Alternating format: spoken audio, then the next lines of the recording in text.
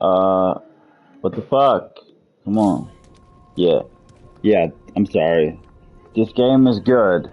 And the PS5 remaster, they did a solid job with it. It's got some nice perks. The Tempest 3D audio is great. The The hands. frame rate is excellent, particularly with Avery's not VRR. even pretending to be Um, sane at this point. the dual sense of limitation, really good. Me either. The Let's Last get of out Us of here. 2 on PS4 even shits on every Uncharted game ever. Like ever. I like Uncharted. I like Uncharted a lot. But The Last of Us 2 is just, man, coming back and playing Uncharted, even the PS5 remaster, after playing The Last of Us 2, it feels like I'm playing a cookie cutter video game again. Hey, It look. feels like I'm playing a video game We got some again, not kidneys left over. experiencing a fucking, What? It's pronounced. like a interactive Are film. you sure? Yeah. Well, And it's not just the drama, the visuals, it's the gameplay. The gameplay in this feels like just some regular video game arcade shit compared to The Last of Us 2. And this is Naughty Dog. This was Naughty Dog only 4 years earlier. And this is a great game. I think this is the best Uncharted game. a mummy? Because Neil fucking directed it. What?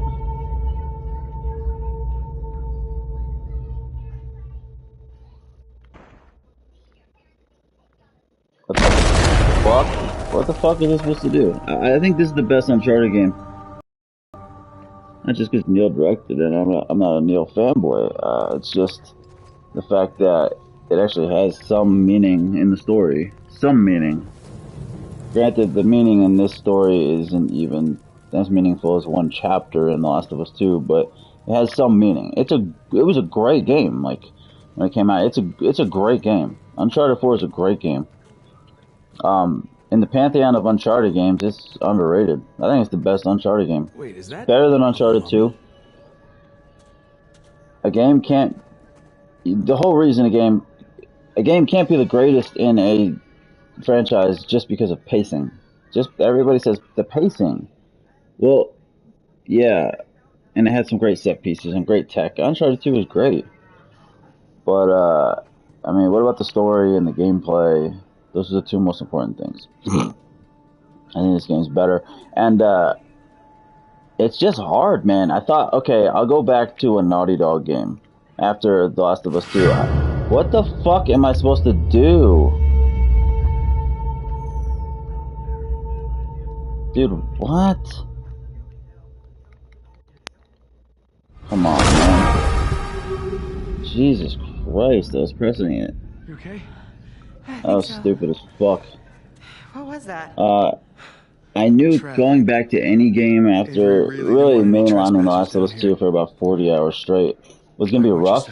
So I figured I'll go back to the next best thing. I'll go back to the most recent Naughty Dog game remastered on PS5. And it just doesn't compare, man. This fucking game doesn't compare. It's sad too, because it's a great game. It's really a great game.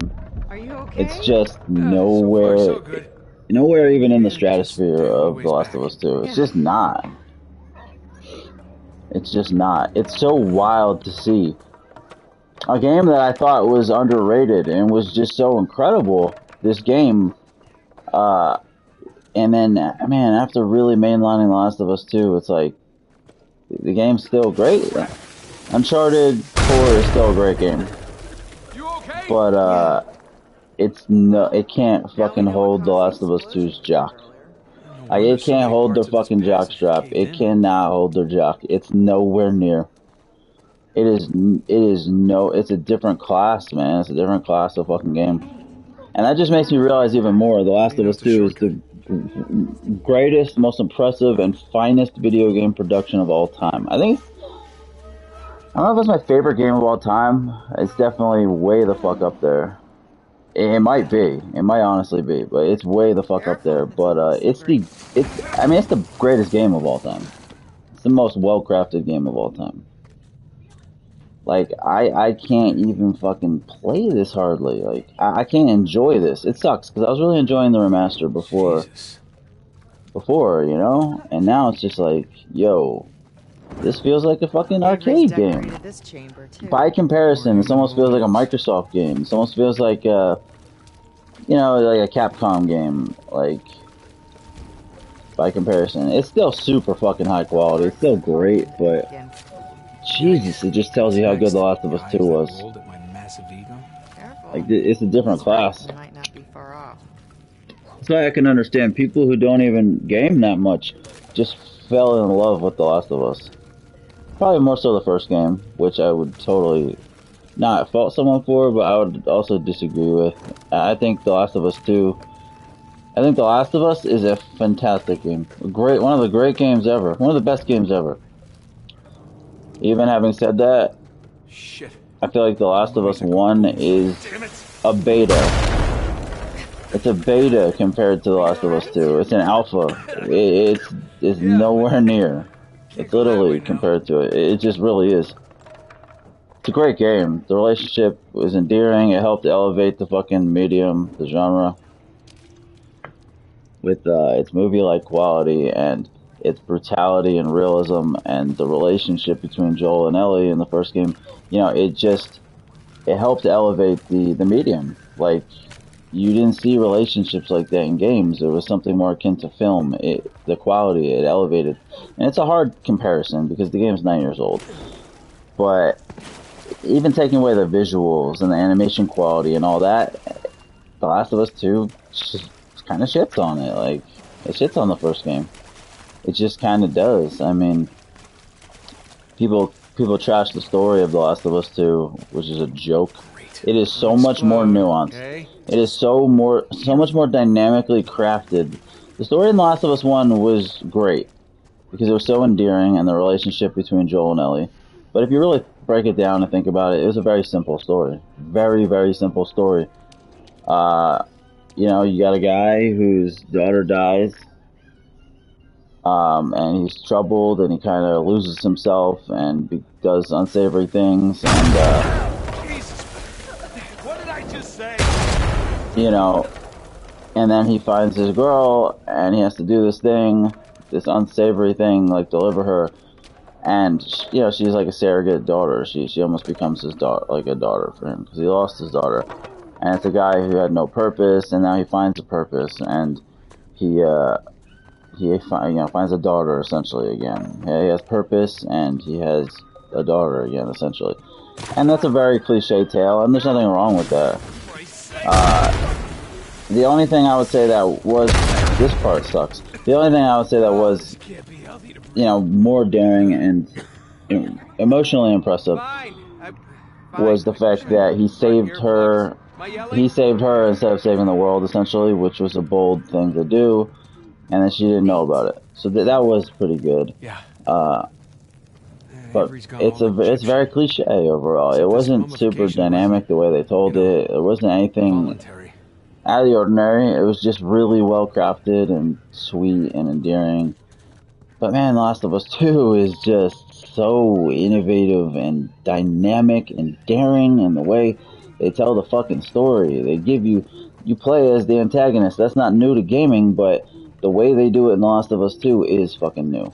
A game's never done that before, where you played as the antagonist that much, where you got, you know, to see that much, where you got that much background on the enemy, where every single enemy, including the dogs, felt like they had a fucking background, that they were real, living, breathing people or animals. Never seen that in a game before like that. Never. Where you felt some empathy for the enemy, where the protagonist wasn't just purely good, where it wasn't black and white. No game has delved in areas of gray the way The Last of Us 2 did. For people to say the story is lazy, they're the laziest fucking slobs out there. The laziest fucking, you know, Twitter gamers out there. If you say The Last of Us 2 is lazy, like, in every way, man, it was more dynamic. It's more dynamic than the first game. It's better game than the first game. Coming back playing Uncharted, which is fantastic. Uncharted is great. It's the leading, you know, adventure style Indiana Jones third person shooter action type game ever. And I think the fourth one's the best one. But playing this game, even remastered for PS5, which they did a good job, it feels like just regular video game cannon fodder, man, compared to The Last of Us 2. It's almost like that game fucking spoils you. Mainlining The Last of Us 2 for like 40 hours straight and just really digging in. It spoiled me. And I knew that was going to be the case. That's why I say it's the greatest game ever. Because you play other things afterwards, even the best shit, like Uncharted 4 from Legacy of Thieves collection with VRR on. So I'm getting 60 plus at 1440 native, with, HDR and all that, and, with Tempest 3D audio, which this honestly has some of the best audio I've ever heard. Uncharted 4 and Lost Legacy from the Legacy of Thieves collection on PS5 has some of the best video game audio you'll ever hear. The 3D audio, the spatial audio is pretty good, but the clarity is just unbelievable. The mix is incredible. The attention to detail, like when enemies say things and they're in a cave and you're outside of the cave, it sounds different. And they could even say it and you could run in the cave and hear the difference in the voice, and the directional sound is pretty solid. It's got some of the best audio. This actually has better audio, I think, than The Last of Us 2. Not a better score. The Last of Us 2 has a better score. But the remastered version of Uncharted 4, I think, probably has better audio. Better pure technical audio. Because it's using the Tempest engine. The Last of Us 2, it does not, to my knowledge. I don't think they added that. So I'll give it that. But man, it's like even the best games fucking get shit on. They get shit on by The Last of Us 2. Elena, get down! The best fucking games. And it's not just the story, it's not just the graphics, it's not just the animation quality, it's the fucking gameplay too. Like, this right here, Uncharted 4 improved the gameplay massively. Uncharted 4 and The Lost Legacy, the Uncharted games that were on PS4, they improved the combat massively. It's much better than previous Uncharted games where the combat mechanics in those games, they were very average. They weren't great. It was fun, but they weren't great. The shooting was never that great. It's so much better in this. And with the DualSense, with the adaptive trigger, like, it's not a huge DualSense implementation, but it's solid. It makes it even better. Even having said that, The Last of Us 2, no real PS5 edition, shits on it. The combat in The Last of Us 2 shits on Uncharted. Like, the whole fucking thing does. And Uncharted's a great game. Just shows you how great The Last of Us is. Playing the fucking combat in Uncharted 4, coming back to this, it feels like a fucking arcade game. It feels like the character models, the story, the level design, the narrative design, the gameplay, the combat, maybe not the puzzles, but the combat, it feels like an arcade game, feels like it's just a lower level, like arcade game. It's not as much realism.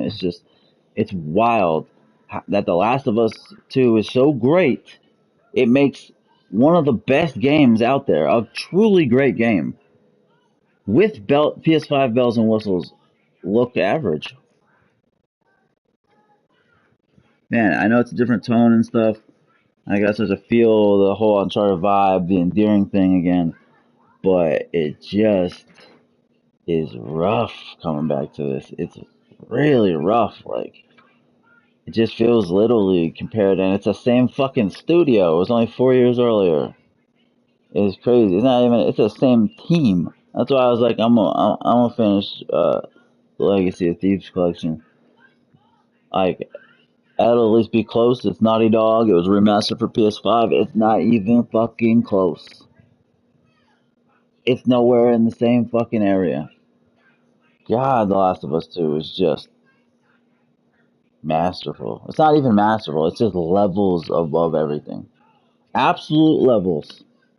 It's wild to me people try to shit on that game. It's better than anything they've played. It's sad. I feel bad for playing this and insulting it. I love Uncharted, but this shit feels like kids kids play, man. It feels like a kid's game compared to The Last of Us 2. It feels like some kid shit. Some kid shit, man. The combat, I,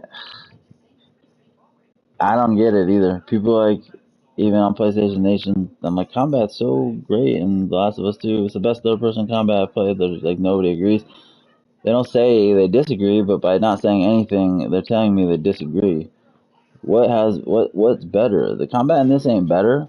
Look at the fucking combat design. The realism ain't there. It's arcade, and that's fine. It's a different style.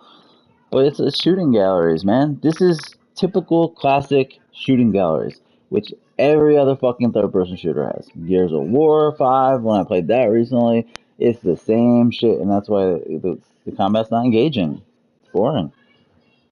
I mean, for third person shooter combat, if you take The Last of Us 2 out of it, it's good. Gears of War 5 is good. Uncharted 4 is good.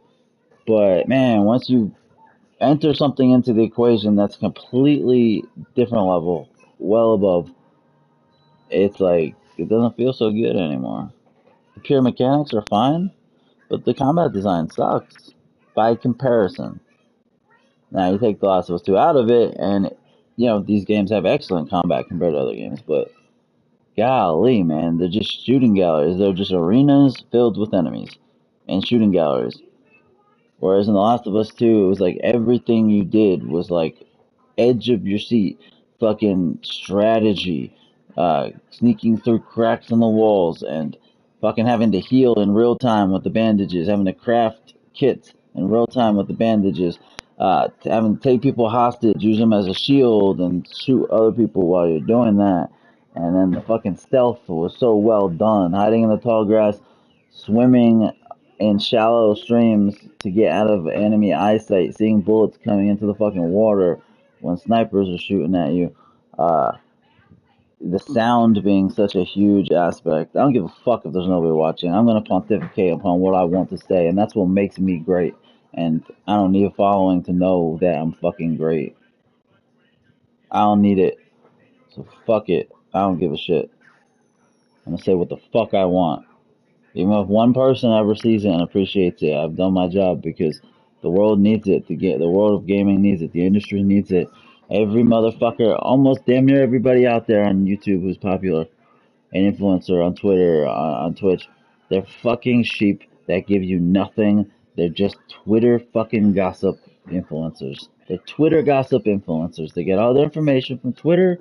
They just go on Twitter for 5 minutes, see what the headlines are.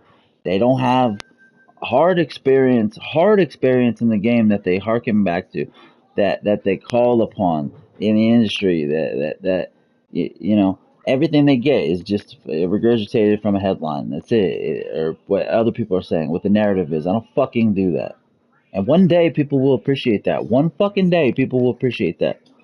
I know it's probably nobody right now. I probably lost everybody by stopping. All two people. But that's not me, man. And I never will be, and I may never get there. But I'm always gonna present what I have. I'm never gonna alter it. I don't give a fuck whether I get more people or less. I don't give a shit, man. I don't care, dude. I'm gonna say what I want, and if people disagree with it, fucking get at me. Step the fuck up. Put your shit on the table. Let the facts speak. Talk, talk, motherfucker, talk. Like that's my motto. Don't say fanboy. Don't say rant. Don't say you're this, you're that, you're crazy. Talk about the facts. And the fucking combat in The Last of Us 2 is the best combat I've ever played in a third person shooter. It's hard to say the best combat ever. There's so many games out there. But in a third person shooter, it's the best. There's so much strategy, nuance, edge of your seat, so much realism, even with the aiming, like, not heavy fucking aim assist. Like, the hit reactions are super dynamic, are super uh, the enemies are very reactive. They have fucking animations, deep, impressive hit reaction animations on specific body parts. You get hit in the shoulder in The Last of Us 2, and you see her shoulder fly back, and now her shoulder's limp for a little bit. Yeah, Kick Rocks, man, the guy that just came in and left. I don't give a fuck. Anybody should be so lucky to hear this. because nobody fucking else is out there that's popular actually has anything to fucking say of any goddamn substance. I never see people fucking deep diving, you know, or just on the fly. I never. Maybe on technical aspect, people like Nick 930 or whatever. He's very good on the technical side, and there's Mystic is really passionate, and I appreciate him. What's up, bro? But it's hard to play this game, man. It's hard to play this game. Coming back after The Last of Us, just the realism, the quality. God, this is such a good game too. It's so good. I got to get into that kind of cheesy, campy Indiana Jones, arcadey vibe. It's like it's hard. I don't want to be disrespectful towards Uncharted. It's just The Last of Us 2 is on another level. Same developer 4 years earlier too. It's crazy, but it's just on another level. It's hard. I got to get myself in that zone for Uncharted, you know. So I'm gonna play Lost Legacy after this. I know it's late game. And this was directed by Neil Druckmann, you know. So I was like, I'm gonna go back. I'm gonna touch Uncharted 4, the PS5 edition with VRR on. Like it'll be close enough, and it's just not. It's just not after mainlining The Last of Us 2. It's just not there. It's not close enough. But I mean, it's one of the best fucking games out there, Uncharted 4, over the last generation. So if I play something else, it's gonna feel even fucking worse. So I just gotta get myself into that Nolan North, my favorite voice actor of all time, fucking campy kind of vibe. But my God, it's staggering going from The Last of Us 2 to this game. It's just staggering going back. Like even the fucking combat. But the actions, the set piece sequences will be nice. That'll be fun. The big set pieces. But even with that, I think The Last of Us 2 has better set pieces. They're not as grandiose and big, but they're fucking. I think they're more well done. They're more dynamic. Like the driving, the car scene with the truck. Jesse grabs the keys. You get in the truck when you're in Hillcrest, and you have this crazy fucking scene where Ellie's shooting at the back of the window at Clickers. She's shooting out the side window, and you fucking crash into a lake. Like that's honestly, it's one of the best set pieces I've ever played, and it's not even some big crazy save the world shit that happens with buildings falling. It's a more intimate set piece, and I think it's one of the best I've played. It's not the train sequence or the either train sequence from the Uncharted games. Like those are great too, but I think it's better. It's more well executed, more realistic, more intimate. Uh, so it's tough. It's just tough. It's tough, man. Going back and playing anything else. I have so much respect for The Last of Us 2, especially after just mainlining the whole thing in like a week. Like I would play it on grounded, but I lost my fucking save. That was a problem. That was an error they made. But my God, it just reiterates the fact that I feel like The Last of Us 2 is the best game of all time. Best fucking game ever, man.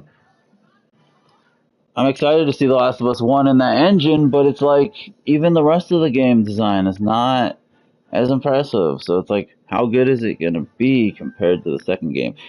At least we got young Ellie, which is just lovely, and Joel. We get to play as Joel, so that's good motivation, you know. Joel's fucking alive. But I'm gonna try to play this more, and I suck at it. I'm like late in the fucking game. Suck so bad at the combat in this. I was so used to The Last of Us 2. This is just arcade fast. Uh, it's so different. Shooting galleries, man. The Last of Us 2 didn't have any shooting galleries. All strategic. It was all strategic. It was all tense, edge of your seat shit. This is just shooting galleries like every other game. But this is a great game. It's a great game, but Last of Us is just the top. RuneScape, man, I don't even know that much about RuneScape. You always talk about that. I gotta look at that shit, and my phone's been dead for like a day. I never went and looked at your profile banner. I would totally do that, bro. I'm a flake, man. I'm sorry. I'll do that. I'll check. I'll check you out, bro. I promise. And I'll look more into RuneScape. You know, I'll look more into it. Like, what do you do in RuneScape? I don't even know much about it. It's a PC game. I don't really know, but I'm gonna play this and talk. You love RuneScape, bro. That's like your shit right there. Sure talk about You love some RuneScape, bro. Ah, I can't even throw it, bro. Oh. No, not that. Fuck, I'm gonna die. No, just... Okay, how do I... There we go, there we go, there we go. You love you some fucking RuneScape, baby. That's good, man. I'm glad you're enjoying the game, right? No healing, they use the fucking just self-heal, the Call of Duty style, popularized it, which is, you know, fine, it's arcade. Jesus. I want to get that other weapon, but I'm getting fucking hammered. The combat is better in this than the previous games. Combat is better.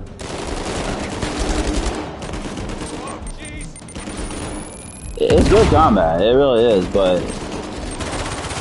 Jesus. I'm gonna die, dude. Get down, motherfucker. Combat is better.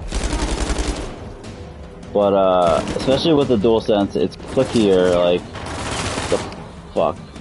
Alright, man, pretty shitty, to be honest. Pretty not the best. How's your day going, bro? Man, the DualSense feels good.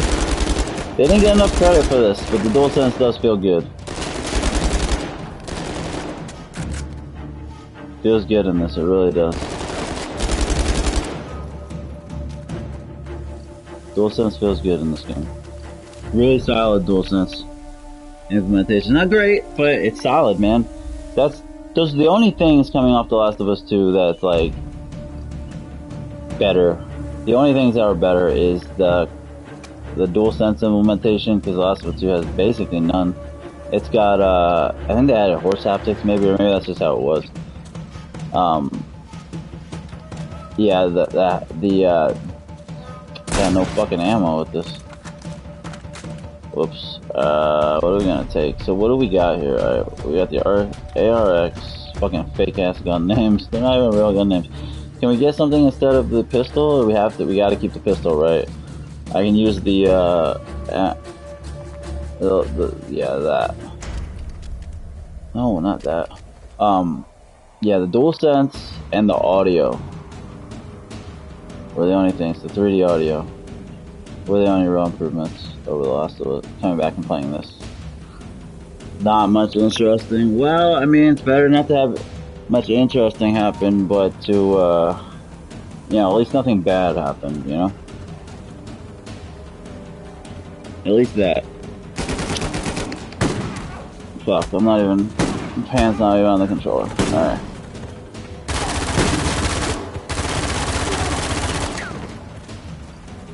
It's good. It's good, it's good. The game's good. It's really great. It's great. The game's great, but, it's just different ball of wax. Different ball of friggin' wax. And this gun's good, but there's no freaking ammo. Like, come on now. Yeah, coffee, go get that. Go get it. Get that cafe latte.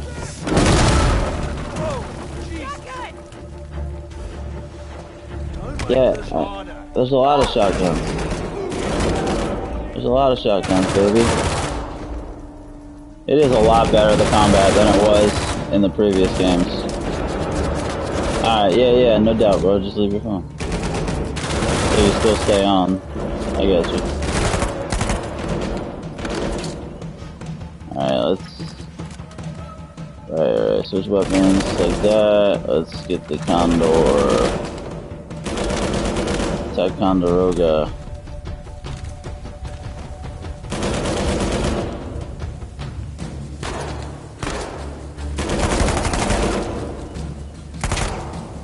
It's like I'm trying to go for headshots in this, like it's Last of Us. That ain't gonna happen. One that I don't like. Seriously, dude. I don't even know what that was. A mom. Come on, man. I gotta run this shit back. Come on, dude. I don't even know the fuck blew up, man. Come on, man.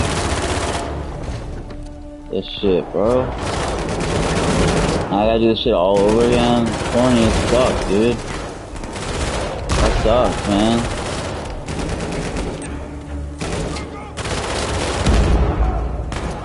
I know they kind of try to prepare you for that, but come on, man, this is cheesy. Give me that fucking ammo.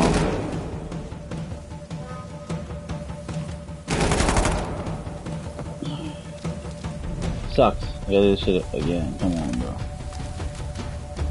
Come on with that shit, bro. Yo, I can't use this fucking shotgun, man. It's just got no fucking ammo. For fuck's sakes. Got no fucking ammo. Got 30 goddamn shots.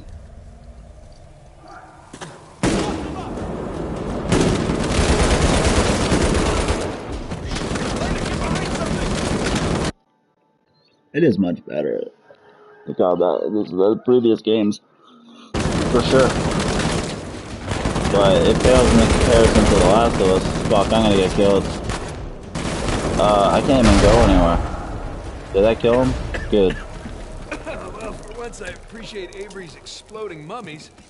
We gotta go down there? Let's go get those flares. Yep. Pseudo cutscene, baby. The mouths that spoke ill of me. I hate to see this guy's Christmas tree. Nolan, we like We must Nolan. be on a different route than the others. Right, let's We see got if we a can catch up. multi-way go here? What's the deal? Looks like the fighting barrel.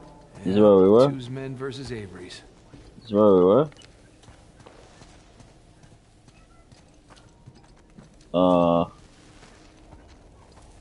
Okay. Is this the way we're supposed to go? I feel like I missed a lot of shit. Hello.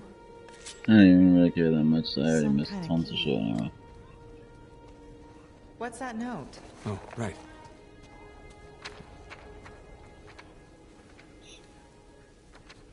I do want to see another Uncharted game though, It's, just for from the two technical to his men. aspect. It's a good ride. Use the key to get out of here. That's good. Oh lord. There's some symbols on the back. Well, let's give them a Kill me! Ew! Fucking some kind of puzzle shit. Kill me. It's another thing that made The Last of Us 2 great. They didn't have goofy ass fucking puzzles. Who fucking likes this shit? God damn, I'm gonna have to fucking do this puzzle shit. This is gonna blow. There were so many other ways to go. Yo. And there's no sprint button. Motherfucker, sprint. Jesus. You know what? Fuck all that. Fuck all that, dude. I'm just gonna go. I already missed so much shit anyway. Let's just get through this shit. Oh boy. So I can play Lost Legacy. I don't know what the fuck to play anymore. What do you play after The Last of Us 2? I'm okay. Like, what the fuck am I supposed to play after The Last of Us 2? What do you play after that? Feels hollow, man. It feels hollow playing anything else. I don't even know. It's like, I was thinking about starting Cyberpunk. You got the PS5 upgrade. I've had the game physical forever.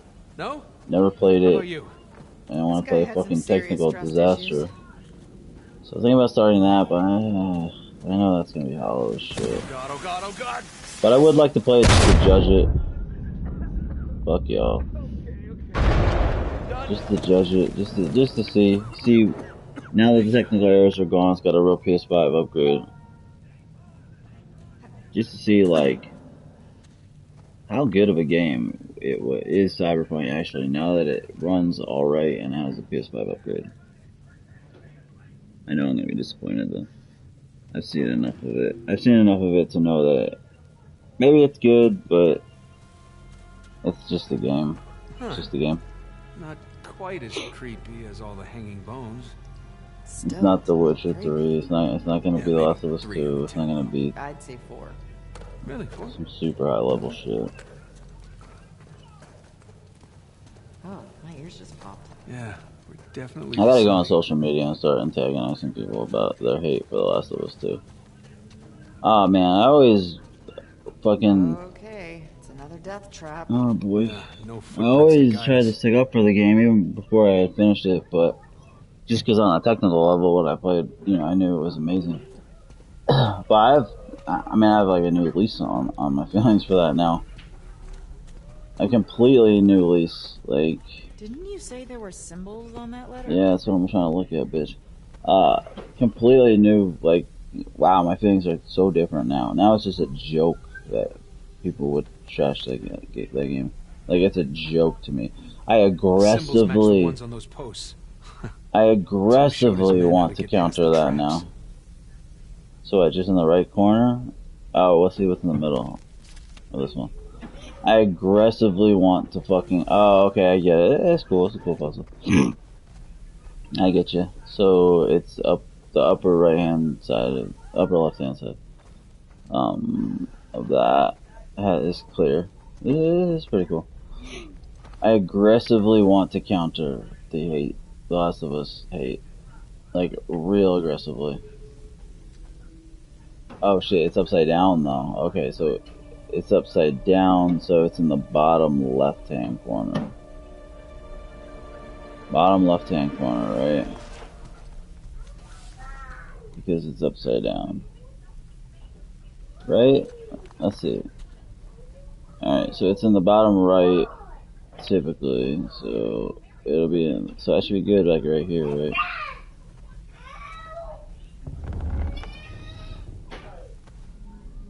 This is cool, this is cool, this is a cool puzzle.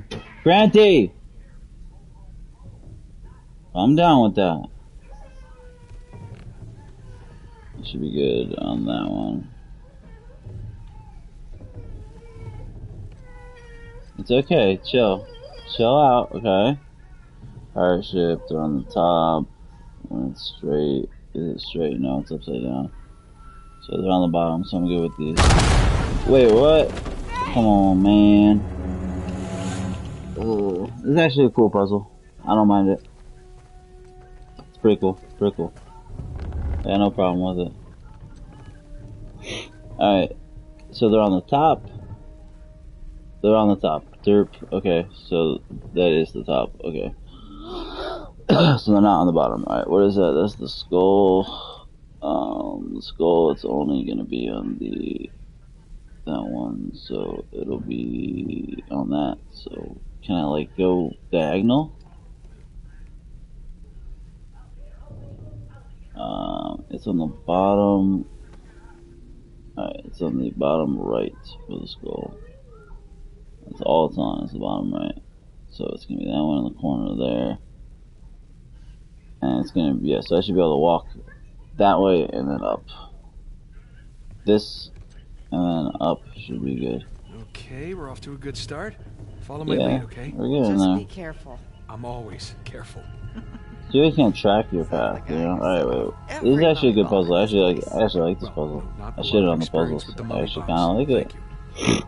Alright, what do we got here? We got the ship. I'm not smart enough to remember this stuff. Only on the bottom half is safe. So we gotta get to the bottom half. And the skull is the bottom right, I think, right? Yeah, only on the bottom right, so we should be able to go up. And the ship is safe on the bottom, so we can go there, and we could even actually go here. Okay, So and far, so good. the cross. Knock on wood. Which way is the cross Better not. facing? They might be rigged. Yeah. Okay, the cross only have one free zone. It's the top left. It's facing up. Which way is up? Like that. Alright, so it's top left. So that one's bad. The rest should be good. Oh my god, come on. I suck. I'm so dumb. I'm a dumb brain. Alright, fuck, I forgot already, dude. I literally forgot. I gotta do this shit all over again. Yeah, it's cool though. It's cool. It's cool. Alright, that zone's clear right there. The ship is the top half. The fucking top half is bad. bottom should be those two. So we don't really actually want to go on that. We're gonna go back. The skulls is gonna be the bottom left. So that should be good right here. It's only the bottom left. Okay. Alright, on the crosses, those are the only ones, so we can't go to the left. On the ship, it's just the top half, right? Yeah, so both of these are good. Alright, maybe we go this way. On the cross, it's that one which is open is good. This one should be good. Please don't blow. Alright, on the skull, it's only one, so it's gonna be the bottom right tile, so it's gonna be that one. So these should all be good, right? I want to fucking blow up on me. These should all be good except for the one in front of me. On the cross, it's what now? Those are all bad. Can't do that, so we gotta go around. Yeah, so we can go around to the what's up, bro? We can go around and we can get there. There. Sweet. Made it. That was a good puzzle. Face, It wasn't Avery. hard. It was fun. That was a good puzzle. I actually like that puzzle. This game's had some good puzzles, some annoying ones. That was actually a good puzzle. I liked it. I liked it. That was good stuff. Good stuff. Even for a simpleton. That's our way out of here. Well, not that I'm a simpleton. It's just my brain is fried. I'm like God, are those the rest of dehydrated. I gotta go out and get be. water. You know, Avery likes to won't make an drink example of his water enemies. here. Definitely likes making exploding I gotta mummies. go out to, like, when the store's open and get water. Tread carefully in here. Like, in like an hour. These games are just a good old-fashioned kind of popcorn style. Popcorn games done at a super high level. Still popcorn games though. Keyhole? Key. Nathan's just very charismatic. Could be a trap. We really don't have much of a choice. Oh I forget who Elena's voice actress Good is. feeling She's about not this one. that good. Huh? I like Chloe. Chloe's voice actress is good. Chloe's good. Elena's got a very, like, not a super emphatic delivery. It's not quite monotone, but You see? Well, at least we didn't get blown to bits. love Nolan though. Always You love didn't bring a knife by Nolan. any chance, did you? No, My favorite voice actor. but that guy's got a sword. Here, help me swing this thing. It's gonna be weird if Naughty Dog does another Uncharted. They said they wouldn't, but I don't know, man. They might. Like the money comes calling. They seem open to the idea now. Originally, they said they wouldn't. Now they seem open to it. Come on, Nathan. I don't know. I wonder if maybe The Last of Us 2 controversy, all the negativity, which is laughable. Maybe that's why. They seem open to the idea now. It's another thing about The Last of Us 2. The best chase scenes consistently in the business. This is good though. This is a good chase scene. Very actiony. Cinematic. It's good. It's fun. Not as good as The Last of Us 2 chase scenes, but it's good. Last of Us 2 got the best chase scenes in the business. Starts off with the Abby one with the fucking, with all the clickers and shit.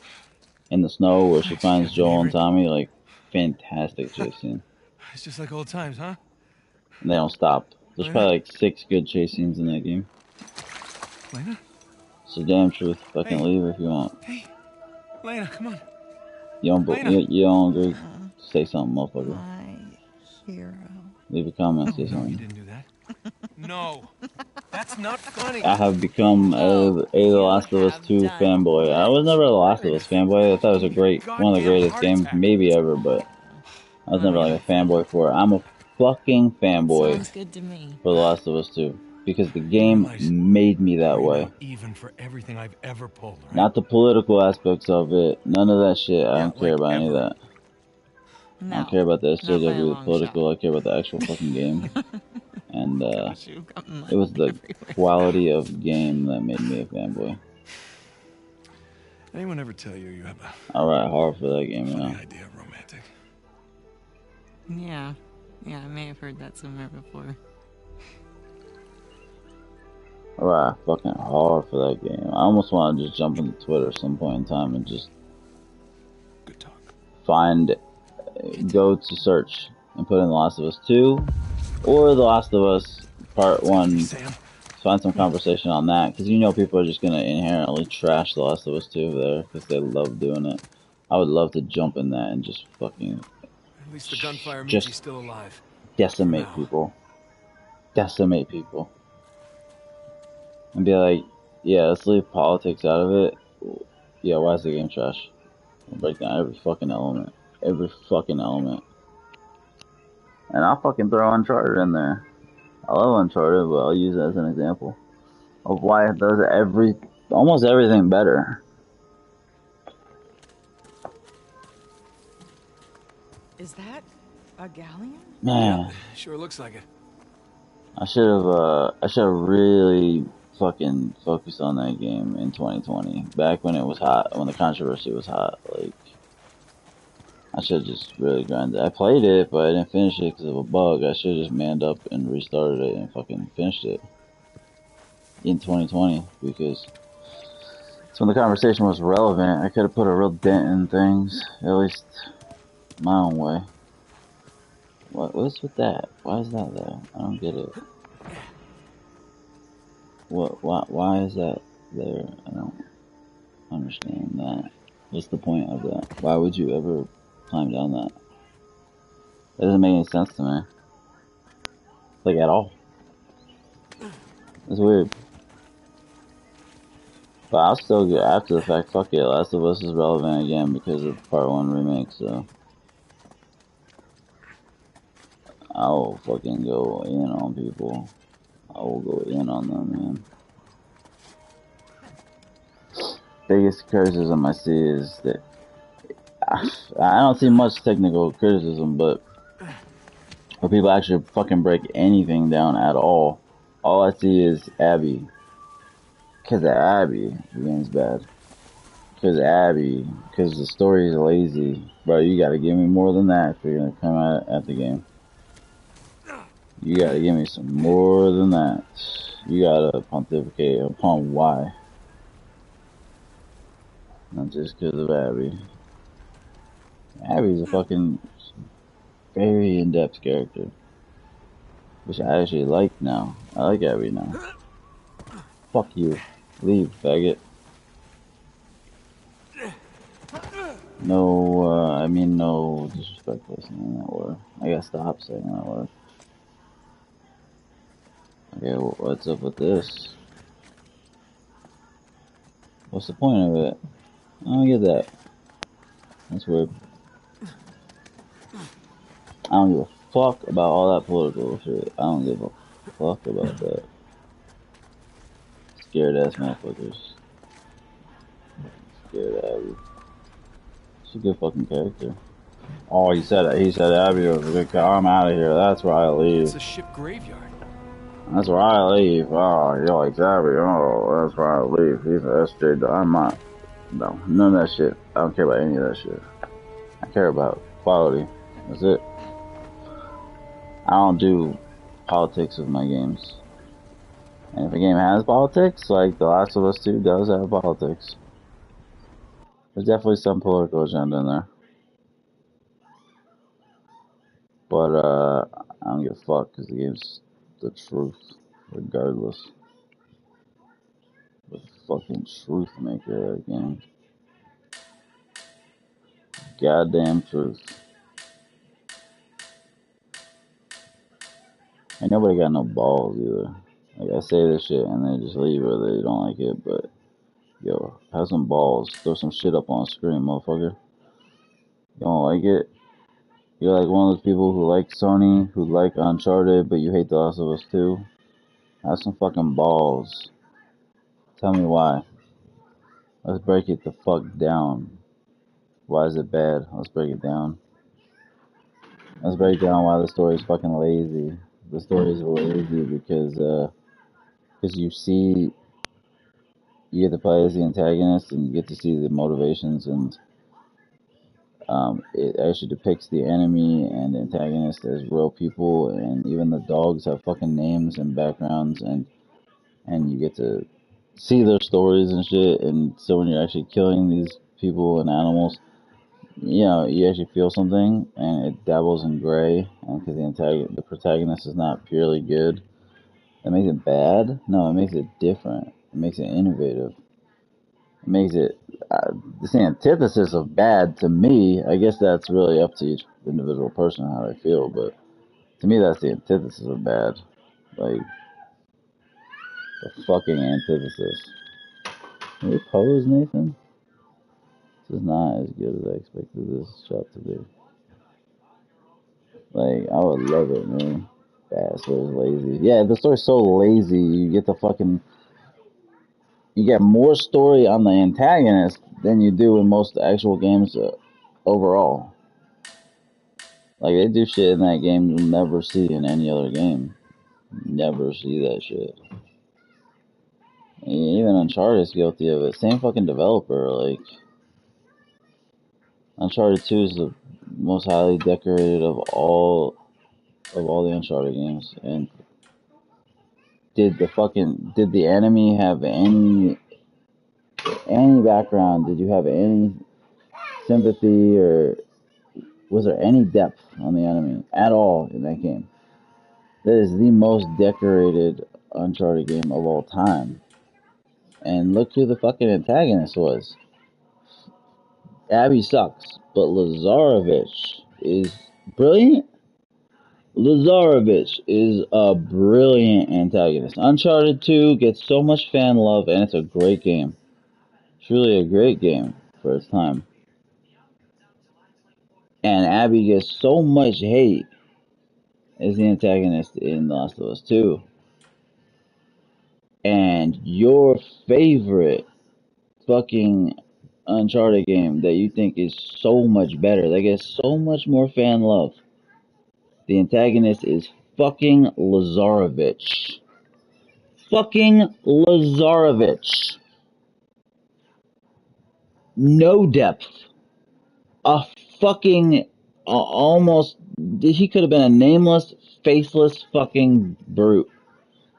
Almost no fucking. How much dialogue did we get from Lazarevich? How much depth did he have? What was his motivation?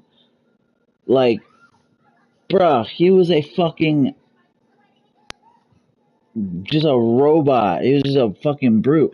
He was just a killing machine. That's it.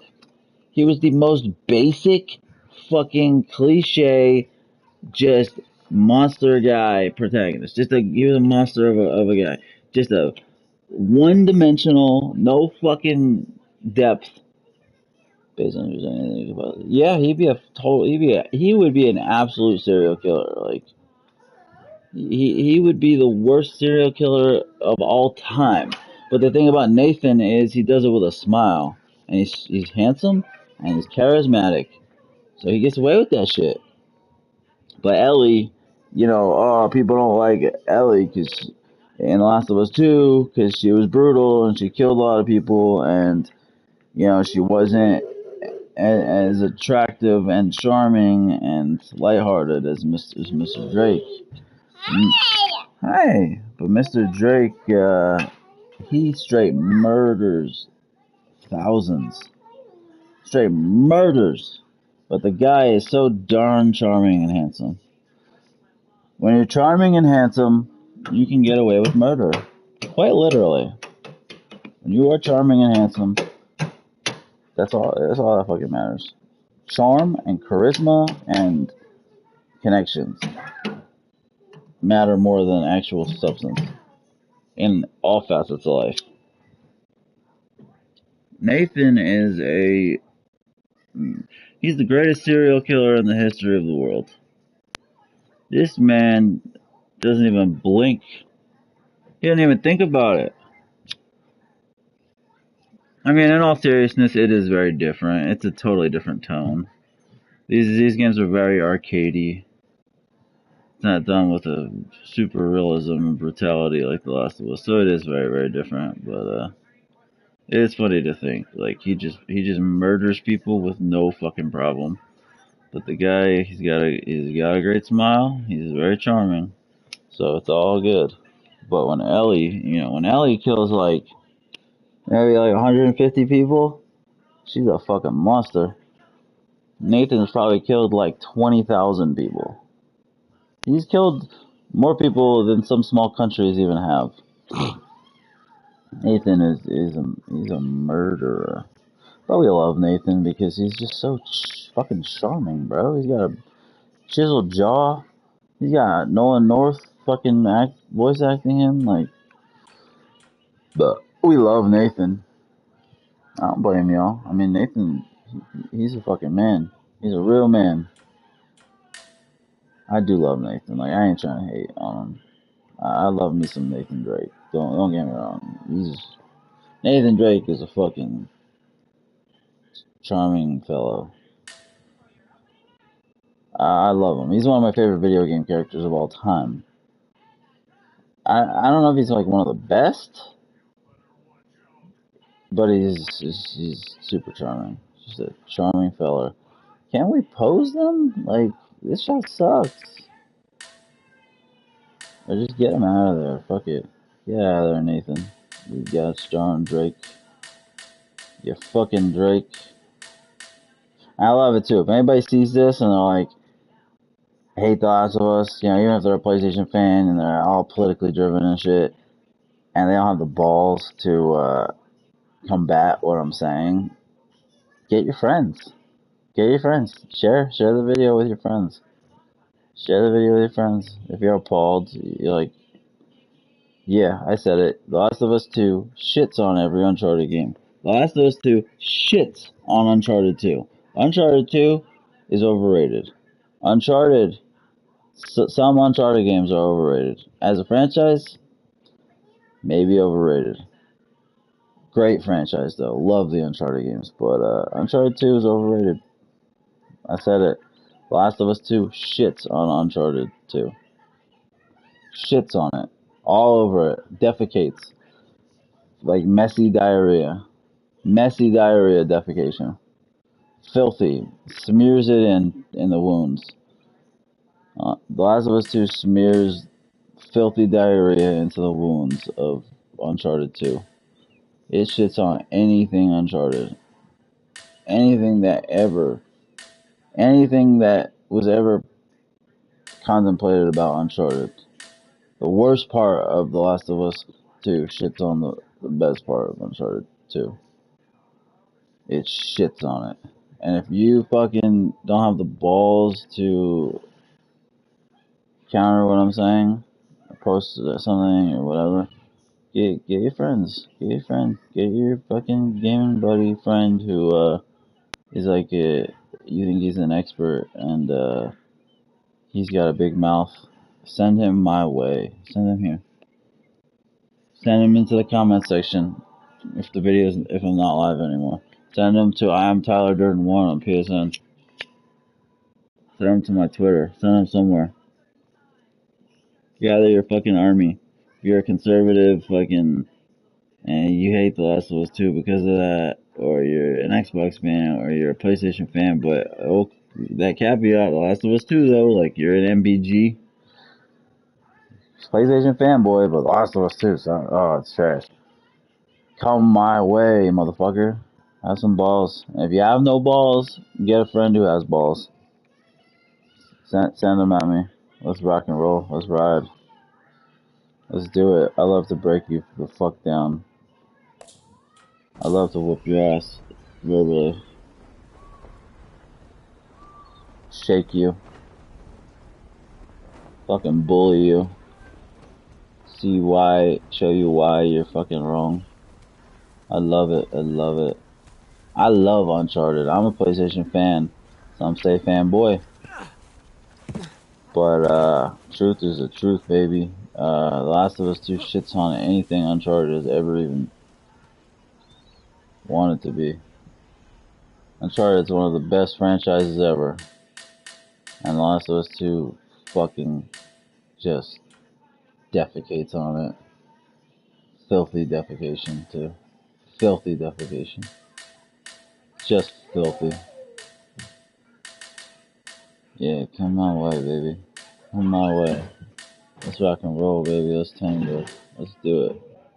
I have not checked the banner, dude. My phone's been dead. I just got my phone charged. It's been dead for like a day. And I'm afraid to turn it on because I know I'm going to see a fucking text from someone I don't want to see a text from. So I'm bold in ways, but I'm also a pussy in other ways. I'm a realist.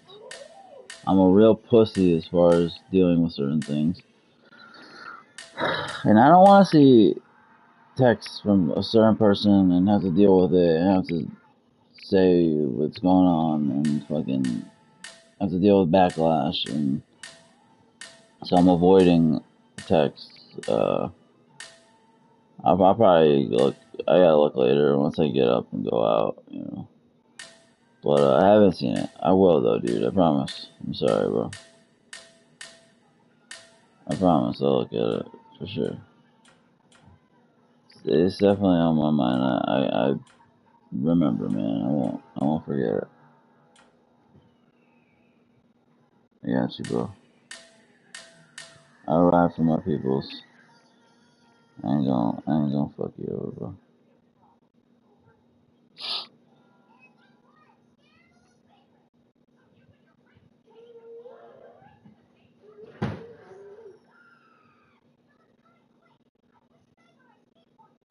Damn, the camera's all fucked.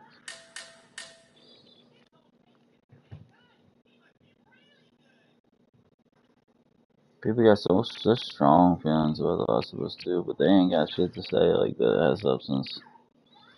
They ain't got shit to say about it that means anything. It's wild to me. Abby is an amazing character. Phenomenal fucking character. Such a good character, man. Crazy to me. The hate. Cause she got bigger muscles than y'all. She got bigger muscles than y'all. Scared fucking men out there are scared of her. Y'all are scared. I don't dabble in that political shit. I dabble in quality software, quality games. That's what I fucking roll with.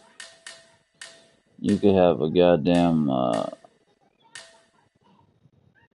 like midget fucking blind alien fucking raccoon be your protagonist. If the game is fucking amazing, that's fine with me. You can have a fucking KKK, a Black Panther, or whatever be your protagonist. I mean, if it makes sense to the story, it's not just a hate fucking game about hate, you know, trying to promote hatred, and bigotry. Yeah, if it makes sense to the story and it's a great game, I ride with it. I ride with quality, baby. That's my loyalty, not political agendas, not when I'm gaming. And if a game wants to say something politically, that's fine, as long as it doesn't ruin the source of the material, as long as it doesn't ruin the fucking game. David Cage has some political stuff in his game, but there's nothing like bad. It's nothing we can't get behind. Like, I don't see why anyone would dislike it. He's not saying like be a Republican, be a Democrat at all. He's just saying like human rights, bro. Like, nothing wrong with that. And shit's good. Like for adventure games, for those type of adventure games, it's better than anything else out there. Detroit Become Human, higher quality adventure game than we have ever seen. Detroit Become Human is the most underrated adventure game of all time. It's the best adventure game of all time. That game is so fucking underrated. Detroit Become Human. My God, the sheer amount of choice in that game, the sheer amount of choice and what that choice actually meant, like and then it had the like the diagram where you could pick what spot you wanted to start from or go to, and it had the diagram where it showed all the different paths, and that was so genius the way they fucking did that. You got goddamn Supermassive Games out there who keeps just pumping out these anthology games and shit, which are just half-assed Until Dawn copies. Was he swallowing?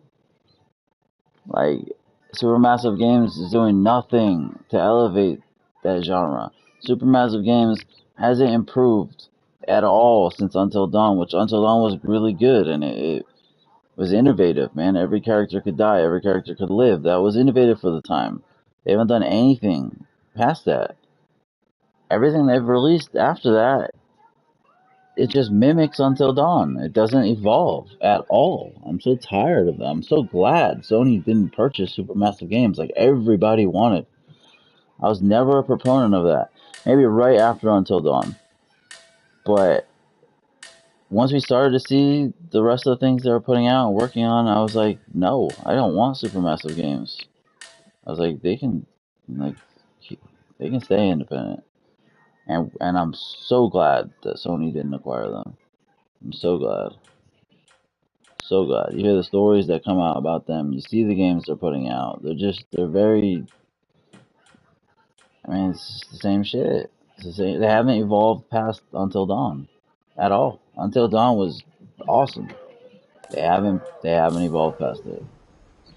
Like, how you gonna just put out the Quarry? They just put out the fucking Quarry. We can get down this way. Which looked decent. The Quarry looks decent. It actually looks pretty high quality. Yee. What's up, DE? But how you gonna put out the fucking Quarry? And now they just announced the fucking another anthology game. Another fucking anthology game. Like, they're spitting out these games like there's no tomorrow. You mean to tell me they could really do these games the justice they deserve? They're spitting them out. All the shit they put out since fucking Until Dawn. And they only put out like one good game. Which was just a fun game. Rush of Blood. They put out some dog shit for Sony. They put out Bravo Team, man. And they were working on Killzone Shadowfall. I don't give a fuck. I'm gonna talk. I'll stop gaming if I want. This is like a pseudo podcast. I don't give a fuck. I get 98 people, I get 40 people, I get 16 people, whatever, bro. That's what my videos seem to get these days. It ranges from like 16 to 100. I don't care.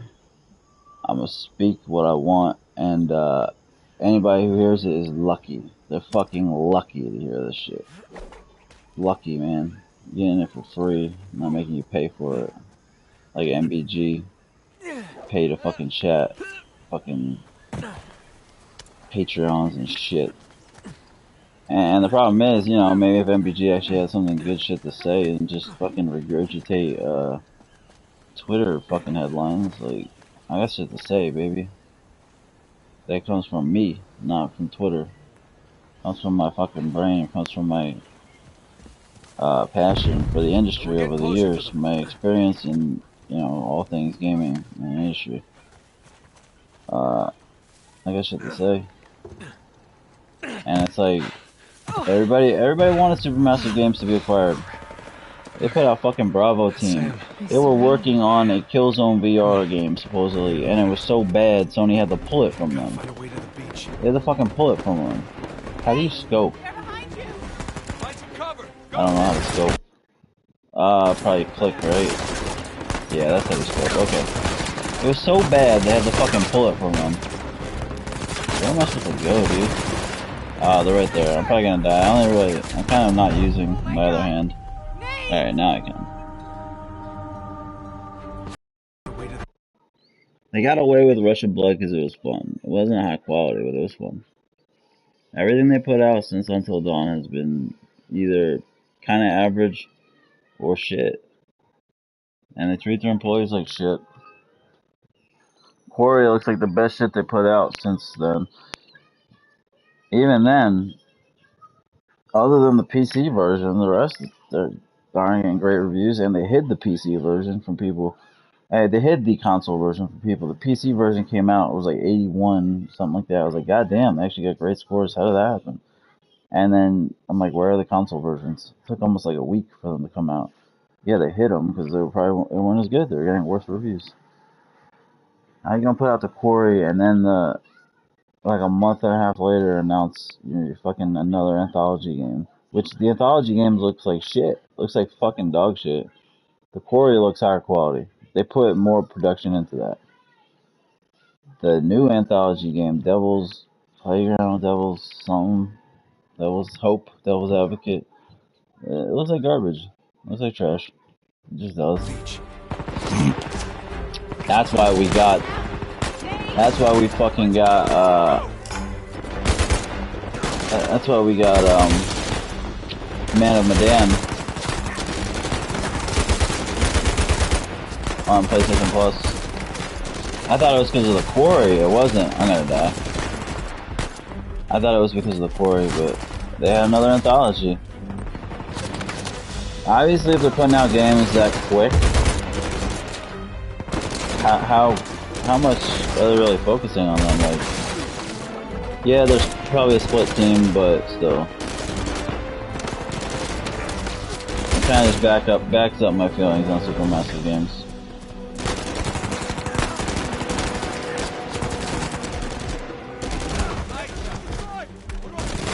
I'm gonna die. Yeah. So glad they didn't acquire them.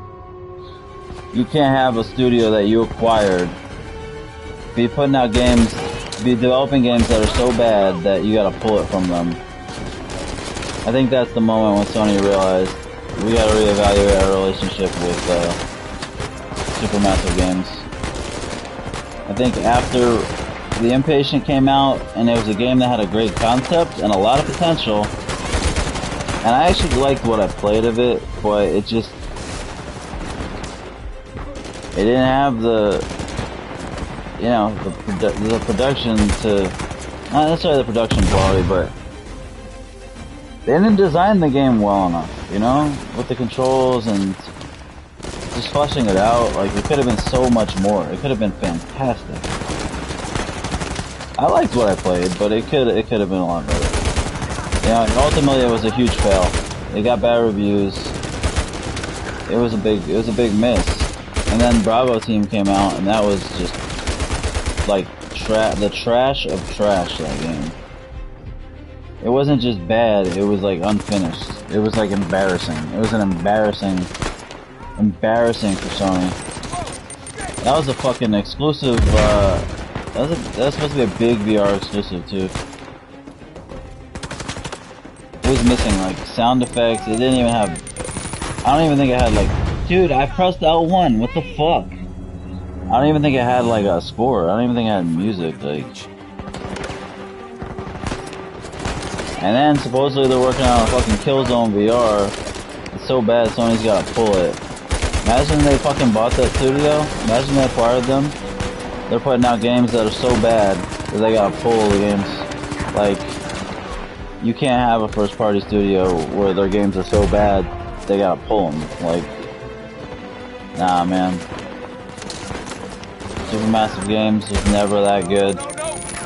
They made one good, very good game that had some cool innovation. I really liked Until Dawn, and I still do. Fuck, dude, why am I getting shot? Sucks. I'm so bad at this, coming back to it. Until Dawn was really good, but ever since then, it's been very mediocre. The output has not been there. Like the quality output.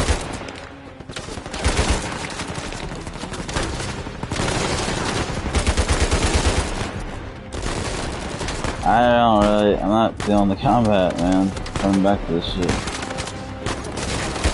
And I'm sucking at it, it's just so much different. I'm not gonna put fucking heavy aim assist or lock on or anything like that. Fuck that shit.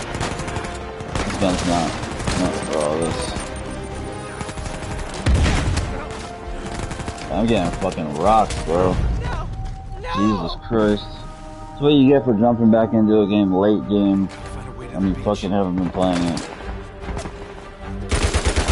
I don't know what to play. What the fuck am I supposed to play? I want to play something that's really good, but Last of Us is just better than everything.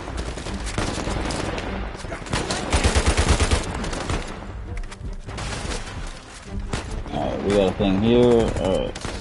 Just get behind cover, dude.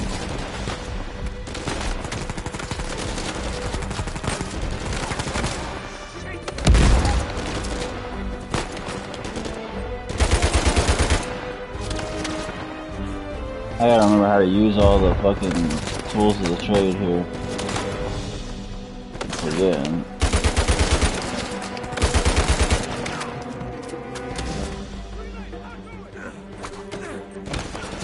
Nope, get there, nothing. I do like the grappling hook, it's good, man, it's really good. It adds a lot to the fucking gameplay. It really does. Grappling hook's great. Seriously? Fuck. And the combat is good third person combat, like it's solid. Oh, I thought that was an enemy. And the destructible cover, you gotta like that. That's good. Can't hit on that. Fuck, dude. Music's good. I need like a real scope.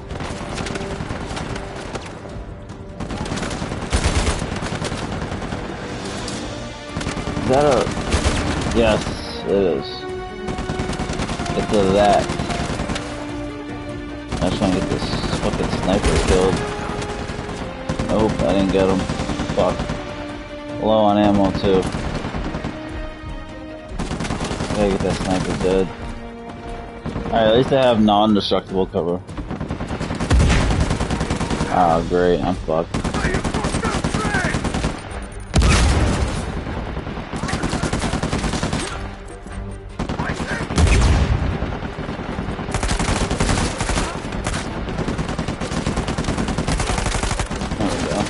Give me that. Girl, give me that. The bigger they are, harder they are to take down.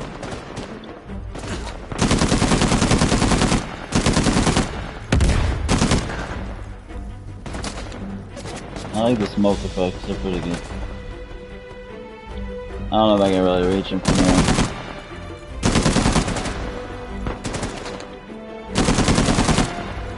They're shooting galleries, but it's fun. It's fun shooting galleries. Where am I getting shot from? Come on, man.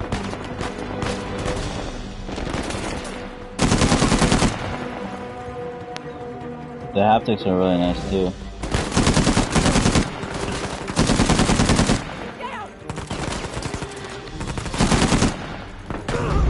What? Come on! I got sniped. Come on!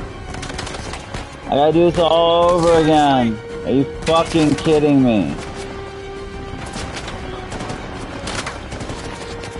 Fucking trying to keep the snipers out, bro. Alright, that's not quite helping me, but sure, buddy. It's good. Oh, get off. Get off the rope!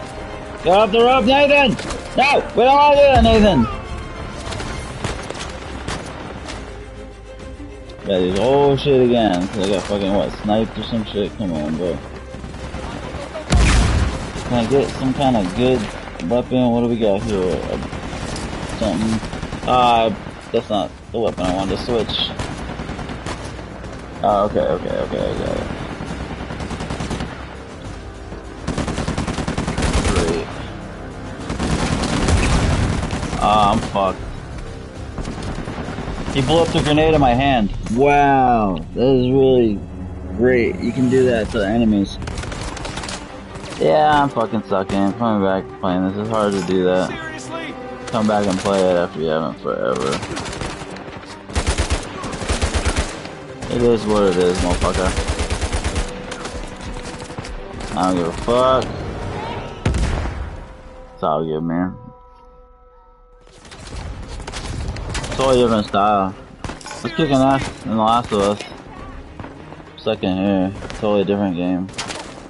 Hard coming back, man. So different. Alright, let's get out of there.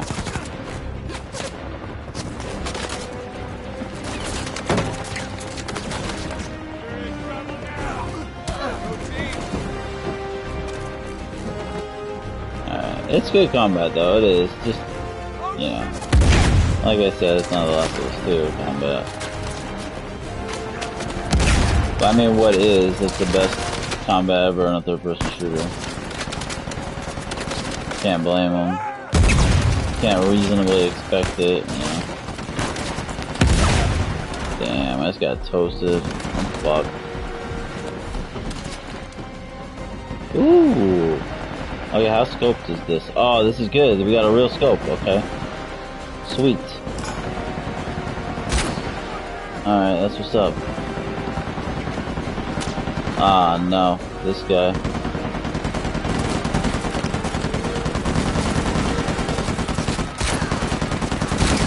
Ah, fuck.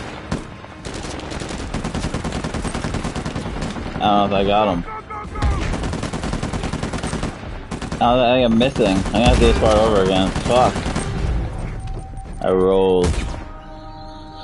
I have a rifle. Cool, cool, cool. Alright, not too bad, not too bad. Alright, Nathan, yes.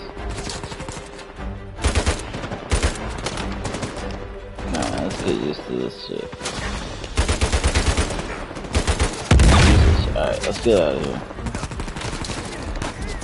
Nope. Jesus Christ, come on, Nathan. Alright, we're gonna kill the guys up there first. Then we're gonna grab that. Heavy reload. Yeah. Alright, let's murder. Did she kill him? Okay, she already took him out. And my kid's running in front of me the whole time. He's actually got his foot on my face, so that's super, super helpful.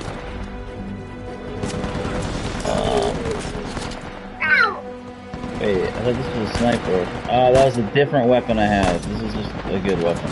Fuck. Alright, so sticking to the wall.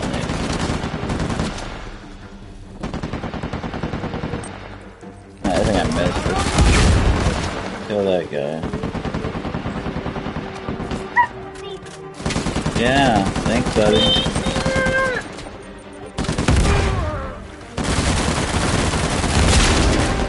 Alright, we got him out of there. Let's get out of there. I missed? No, I got him, okay.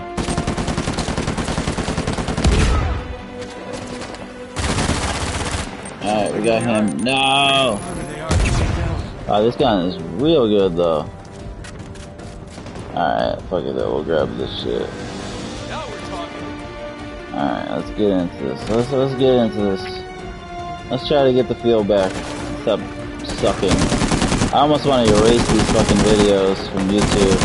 I have to do it from my phone though. I'm gonna totally die. I almost want to erase these Uncharted videos. They're so bad. I'm doing so fucking bad. Great. This is the time where I could really use that fucking gun just to mow them all fucking down, but I couldn't get here without fucking it up. Jesus.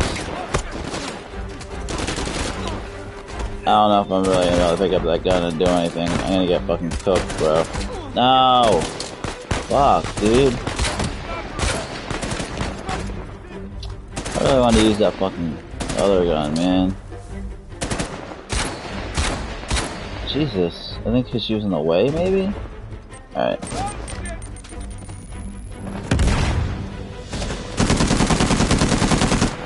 Alright. I think they're dead. I could have gone better. I could have gone a little bit better, I'm not gonna lie. Yikes, that was bad. Alright, well, what can we get here? What? Is she like hurt or something? Don't tell me I'm gonna fail because of it. I want to use this. I probably can't. The flintlock's cool. You get like 2 shots. It's not good enough. Nope. Get up, Nathan. God, I'm sucking. Alright, I think I've used all this shit. Can I take my fucking big ass gun with me? I wanna take it with me. Give me the grenade. Give me the grenade. I don't need it. Thanks, buddy. Alright, we're gonna go down there. Come on, you made me hit the thing. Jesus. Sorry, bud. Yeah. That.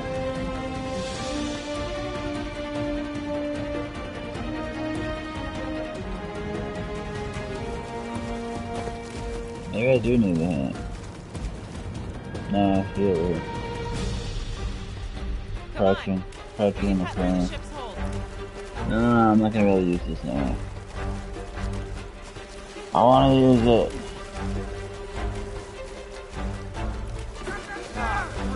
Alright, cool. Oh, there's a checkpoint. Oh boy, okay, we got rocket launchers. I'm not trying super hard here. Got my kid on me. Scratching my nose.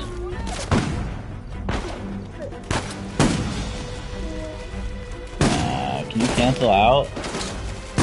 Sort of, I guess, right?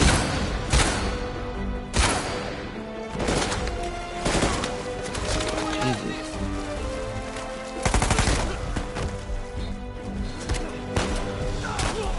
Yeah, I thought I was gonna die. No, don't stick to that, motherfucker. Cover's so sticky, it's like so sticky. God damn, I wanna get the fucking, gatling gun back. What the fuck is it? He's holding my hand. Alright, cool, bud. I know. You're with me, buddy. I got you. Good. Good. I got you, bud.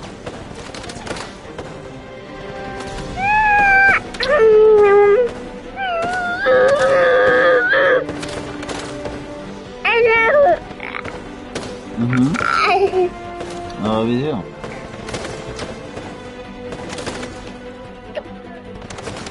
I don't think I can play with one hand though, but not Uncharted. The whole time he's been grabbing my hand, still doing it. It's hard to do this. Yeah, that's why I've been sucking. That's the excuse. I mean, it's kind of legitimate though.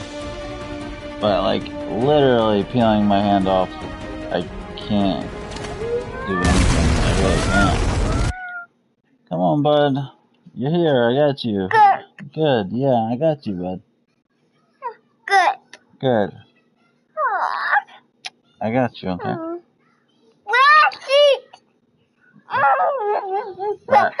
Rat Fink and Rat Pack.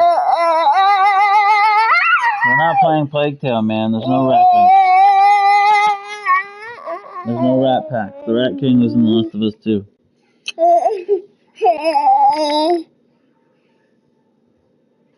I don't think he saw the Rat King. He probably would have been scared.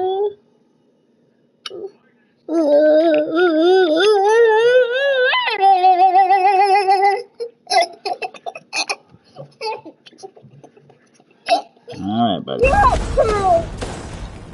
Stop peeling my hand. Let's stop with this game now. Oh man, I've been combating this gremlin the whole time.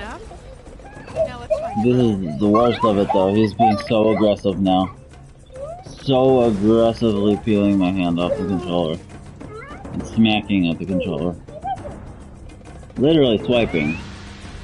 I didn't even know, like, I didn't think he even knew what swiping meant. As soon as I said that, he started really swiping. I think he's doing it on purpose. I think he knows. Ow. God, he just smashed my chin and literally clicked my teeth with his head.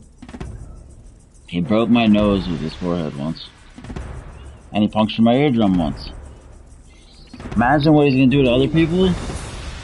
I think he was 2 when he did that. He's 3 now. He's gonna be a wrecking ball. You're already the size of a 5-year-old. A small 5-year-old.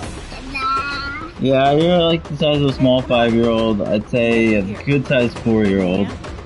You're like a good 4-year-old size. You're a monster. Lean monster, though. You're a lean body. You got abs already.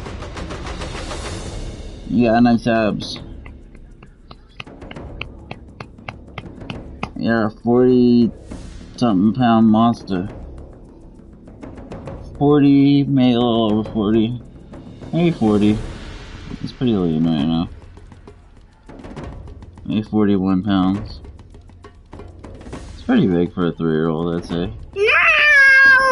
Yeah, you're like 41 pounds, 42 pounds. I know. That's a big 3-year-old. Mom, no! I gotta do your height again. You were always trending over. I forget what you were. Maybe 30... 41 inches? I don't know. You were over 3 feet, I know that. Like, right when you turned 3.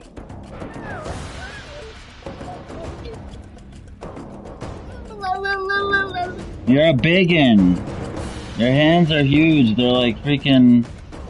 They're like catcher's mitts. That's what I call them. They're like baseball mitts. Your hands are like fucking gloves, man. You got catcher's mitts. Your hands are like they're like a bushel of bananas attached to a catcher's mitt.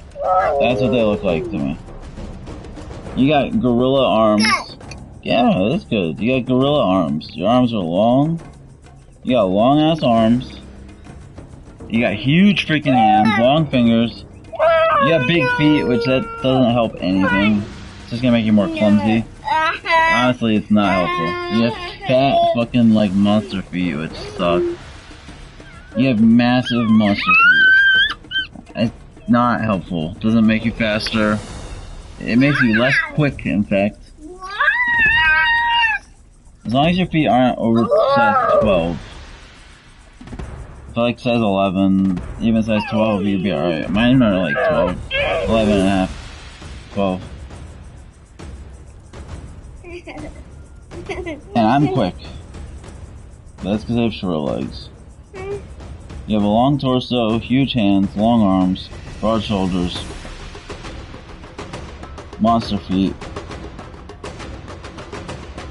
You're gonna be a force of nature! You're gonna be a professional athlete. You can pick. I don't think you'll have the attributes to be able to pick. Except basketball. That ain't happening. Good. Even if you're 6'2", 6'2" white kid ain't making the NBA very likely. I mean, how many 6'2" white point guards are there in the NBA? Like, how many 6'2" Caucasians are in the league right now?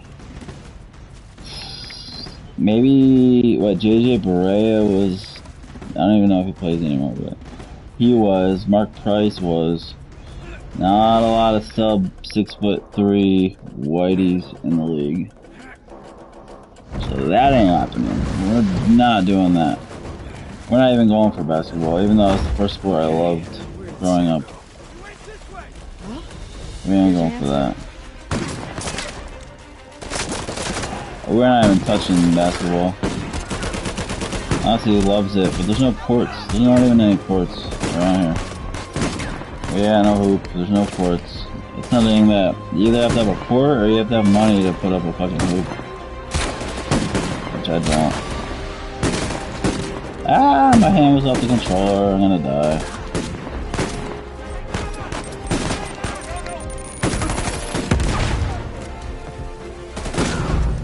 Man, I love the controller. Fucking cat hair, man. Gets on my nose. Maybe I'm allergic to cats. I'm always fucking stuffed up. There's multiple reasons for that, but maybe it has to do with the cats more than I think. Run, Nathan, run. I'm gonna dodge your shots, buddy. Alright. Ah, fuck. You went grenade for grenade, man.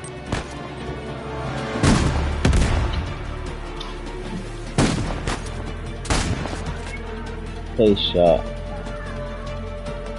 I like this gun, it just doesn't have a lot of ammo. I wonder if we can get uptown. Or we can get in here? No, this ain't The Last of Us 2. Can we get through those things? Can you do that in Uncharted? There's a thing, there's like a weapon in there. I don't remember the controls. I know these videos are gonna get very few views. And nobody wants to hear me talk. I don't know how to get in there. I don't know how to do it or whatever. I don't give a fuck. Let's say good shit. Better than you're gonna get anywhere else. Motherfucking Rich from Review Tech calling out God of War Collector's Edition like it's unprecedented that it fucking has a code in the Collector's Edition instead of a disc. Yeah, it sucks. It's a trend Sony's been doing for a while now that I hate. I fucking hate that trend. It's something I was talking about with some gamers that all the companies are starting to mimic each other a little bit more. Even PlayStation, they're starting to mimic things that Microsoft has done and I don't like. And that's one of the things I mentioned was putting codes in collector's editions instead of discs. I covered that the other day. And this fat fuck Rich from Review Tech wants to act like this is unprecedented. Oh my, bro, this has been happening. It's been happening for a while, dude. How do you get in there? This has been happening. This is not new, bro. This ain't new. He's acting like it's fucking new. And then he mentions Nintendo doing it over the years. And you don't mention Microsoft? Like, what, 6, 7 years ago they started doing it. Maybe 10 years. Maybe 2013. Xbox One generation, I think, is when they really started doing it. It felt like all of their collector's editions had discs. No discs. All codes. They felt like they were all codes. They started doing that heavy. Even exclusive, third-party exclusives they had. The regular editions sometimes had codes. PUBG, when that game first came out on Xbox as a console exclusive, and it was available for physical purchase, it was literally a code in a box. This was not a collector's edition. This was a regular edition. This is unprecedented. I know the excuse, though. It was early access. Oh, man, get the fuck out of here. It was in early access still or something, even though it had been out for like years. No. No. You want to cover this fucking information. You want to be famous influencer, YouTuber, fat fucking Rich Masasi, MBG. You know what the fuck you're talking about. You want to call things out. Stop showing your bias. Like, talk about PUBG when it was Xbox console exclusive. That wasn't even a collector's edition. Where were the people screaming then about how awful this is? That was a regular edition of a game, and it had a fucking code. Microsoft started doing this during majority of the Xbox One generation. I don't know if they continued or if they're still doing it. But I remember for a long period of time during Xbox One, all of their collector's editions had codes. None of them had discs. He didn't mention that from what I saw. Either you're uninformed or you're biased. Biased with the ED. Either you're uninformed or you're biased.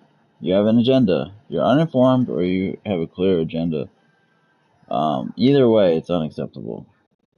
What? Because he's a fat schlub who looks like a pedo, and he kisses a rooster in the beginning of his video, so he's funny. He's so funny. He kisses a rooster. It's really funny. Like, hilarious humor. It's an inanimate object. It's not a real rooster. It's inanimate, and he's kissing it.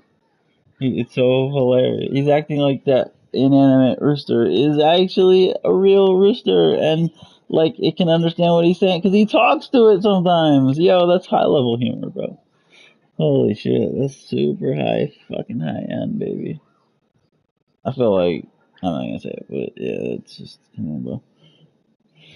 If you're gonna be that guy,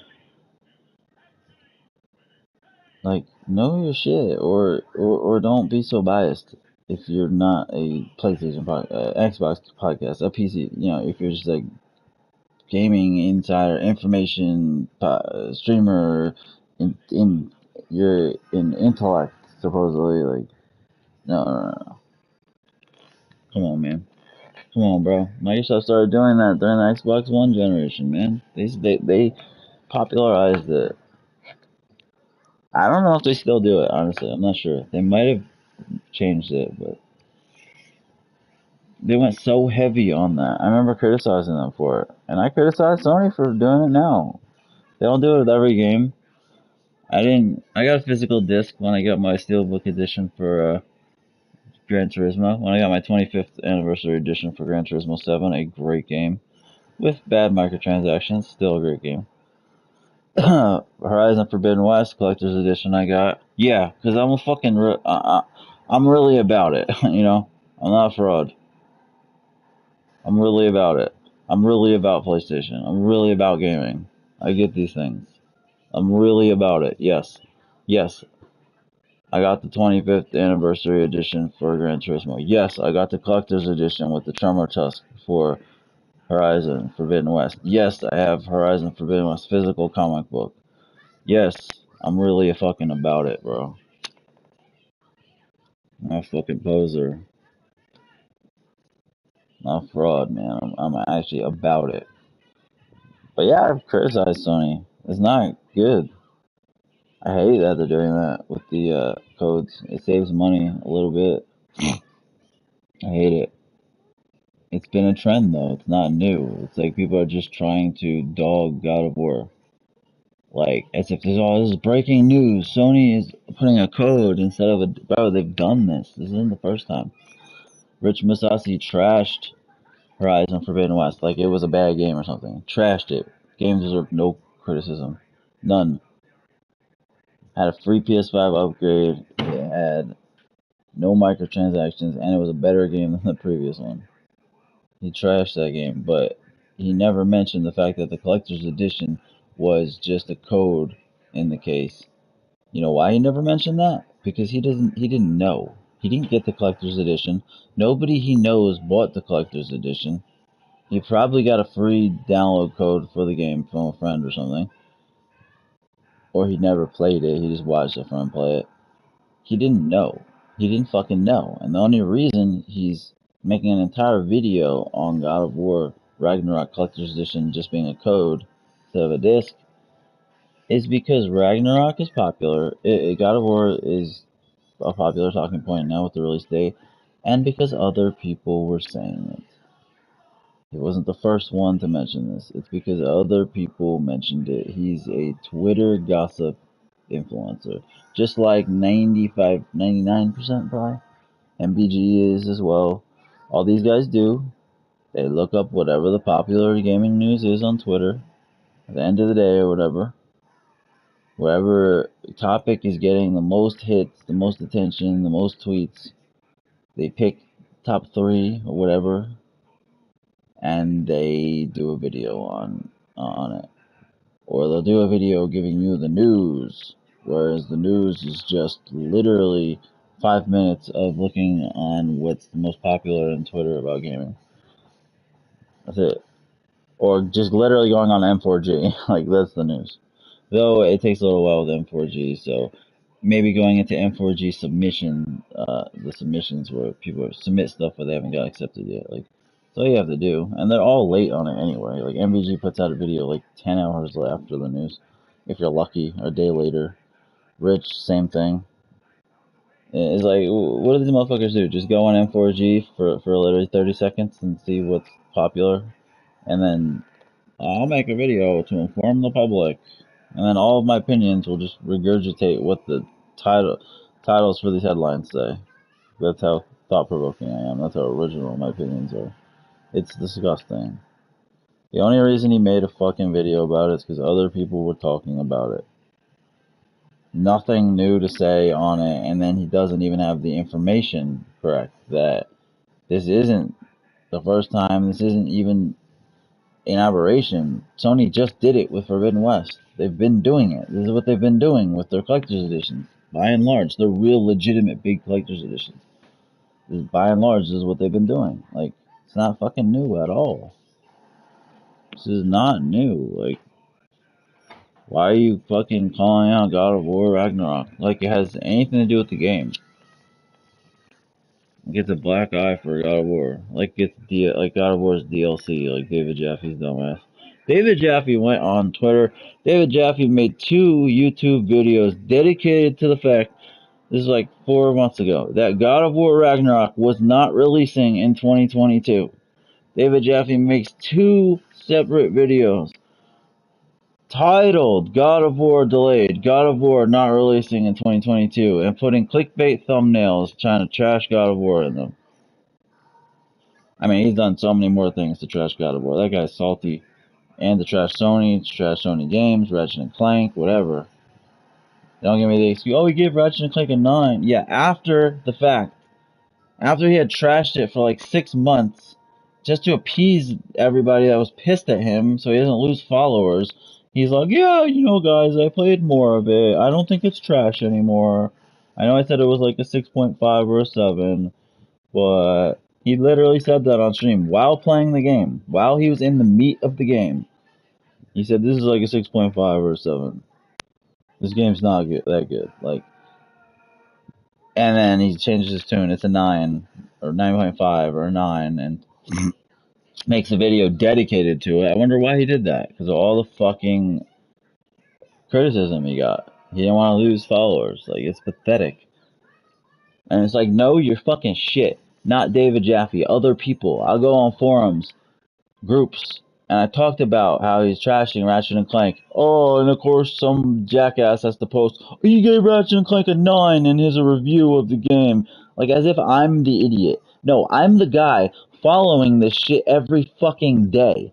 I'm the guy seeing what happens. I'm not the guy who goes and Googles something for 3 seconds just so they can look like they're right and make someone look bad in an argument. Yes, he gave it a fucking 9 or some shit. In some fake ass review video, 7-minute review video he did way after the fact just to appease everybody who was pissed. No, I fucking watched his podcast. I watched them. I saw it, motherfucker. Smooth. I saw that shit, bro. I fucking saw it. I'm there. I'm on the ground floor, man. I'm in those grassroots. I'm there. I see what's happening. I'm not just fucking looking up an article, man. I'm not just Googling something to make someone look wrong. I'm seeing what's happening every day. I'm seeing what's happening. Hate that shit. Nobody else has their fucking eyes open. You say something, somebody posts a fucking screenshot to give one example of why you're wrong. No, I see it every fucking day, man. And I know what the fucking temperature is on something. Fuck out of here. Hate that shit, man. Oh, you're wrong because you gave Ratchet and Clank a 9. Yeah, okay, take away all the streams he had where he was downplaying the game even before it came out, where he's saying the game is a buggy mess, making videos devoted to saying it's a buggy mess because he fucking forces, like, clipping or something. He forces some kind of clipping which causes a weird gyration, like a buggy kind of thing in the character because he's, like, forcing it. He's, like, literally trying to clip through things. Like, trying to do fucky things in the game. Like I've seen all this shit. I've seen him say it was 6.5 or 7 on stream. I've seen him say the game's not that good. Seen him with disrespect. He fucking disrespected the shit out of Ratchet and Clank. It means nothing to me that after the fact he says, oh, it's a 9. Even in that review, he spent the first 4 minutes trashing the game again. And then being like, yeah, but you know what? After playing more, I realized it was good. That's soft. That's soft as fuck. Fuck out of here, bro. Soft as hell, man. I'm no chump. I ain't no chump. I ain't no fucking chump. Just because you put something in print once doesn't Doesn't mean that's your feelings. Doesn't make up for everything you did 6 months prior. The whole 6 months. Just put one thing in print. Nah, man. Fuck that, dude. I have a fucking Xbox. I played these Xbox games. I prefer PlayStation, obviously. And people still are like, oh, you only have an Xbox so you could trash the games. Oh, this or that. Like, I have it. I'm playing it routinely. Like, I play it routinely. Like, what else can I do? Like, fucking had so many Xbox 360s, the original, like, played so much fucking Xbox. Like, what else can I do? Like, what else can I fucking do? I put in the work. I put it in, like, routinely. I don't do it once. Post a screenshot. Look, I played this game on Xbox. No. Once. No. I put in the work. Years of playing Xbox. Years of playing everything else. Yeah, and there's a period of time where I didn't, because the fucking Xbox One was shit. Looked like shit. I played it. I didn't feel compelled to own one the whole generation. There was no content on it that appealed to me. Hardly any. Very little, I'll say at least. And even the hardware was inferior until the One X came out. It was way too late. Way too expensive, way too late for me to get a mid-gen upgrade for a platform I don't really like to play games that I'm not interested in. When I already bought a PS4 Pro because I fucking love the games on PlayStation. So yeah, I want them to look better. Like I spent $500 more just so I could play a multi-platform game a little bit better. Uh, and so I could play exclusives I'm not interested in. That's why I have Game Pass for. That's why I have Game Pass and an Xbox Series, because I can fucking play their shitty games without having to fucking purchase them individually. I can play their dog shit, and Forza, which is not dog shit. Solid. It's not great. It's not the greatest game of all time. It's not, oh my god, the crowning achievement of racing. No. No. Forza Horizon 5 is a really solid arcade racing game. That's all it is. That's all it is. It's Forza Horizon 4 in Mexico, which is not a bad thing. Builds up a good foundation. Solid. It's like a sports game. It's a solid new iteration of the same game from the previous year. Essentially. Even though it wasn't the previous year, but you get the point. It's solid. That's it. Solid. Good. Good, solid arcade racer. It's like a really good Need for Speed, basically.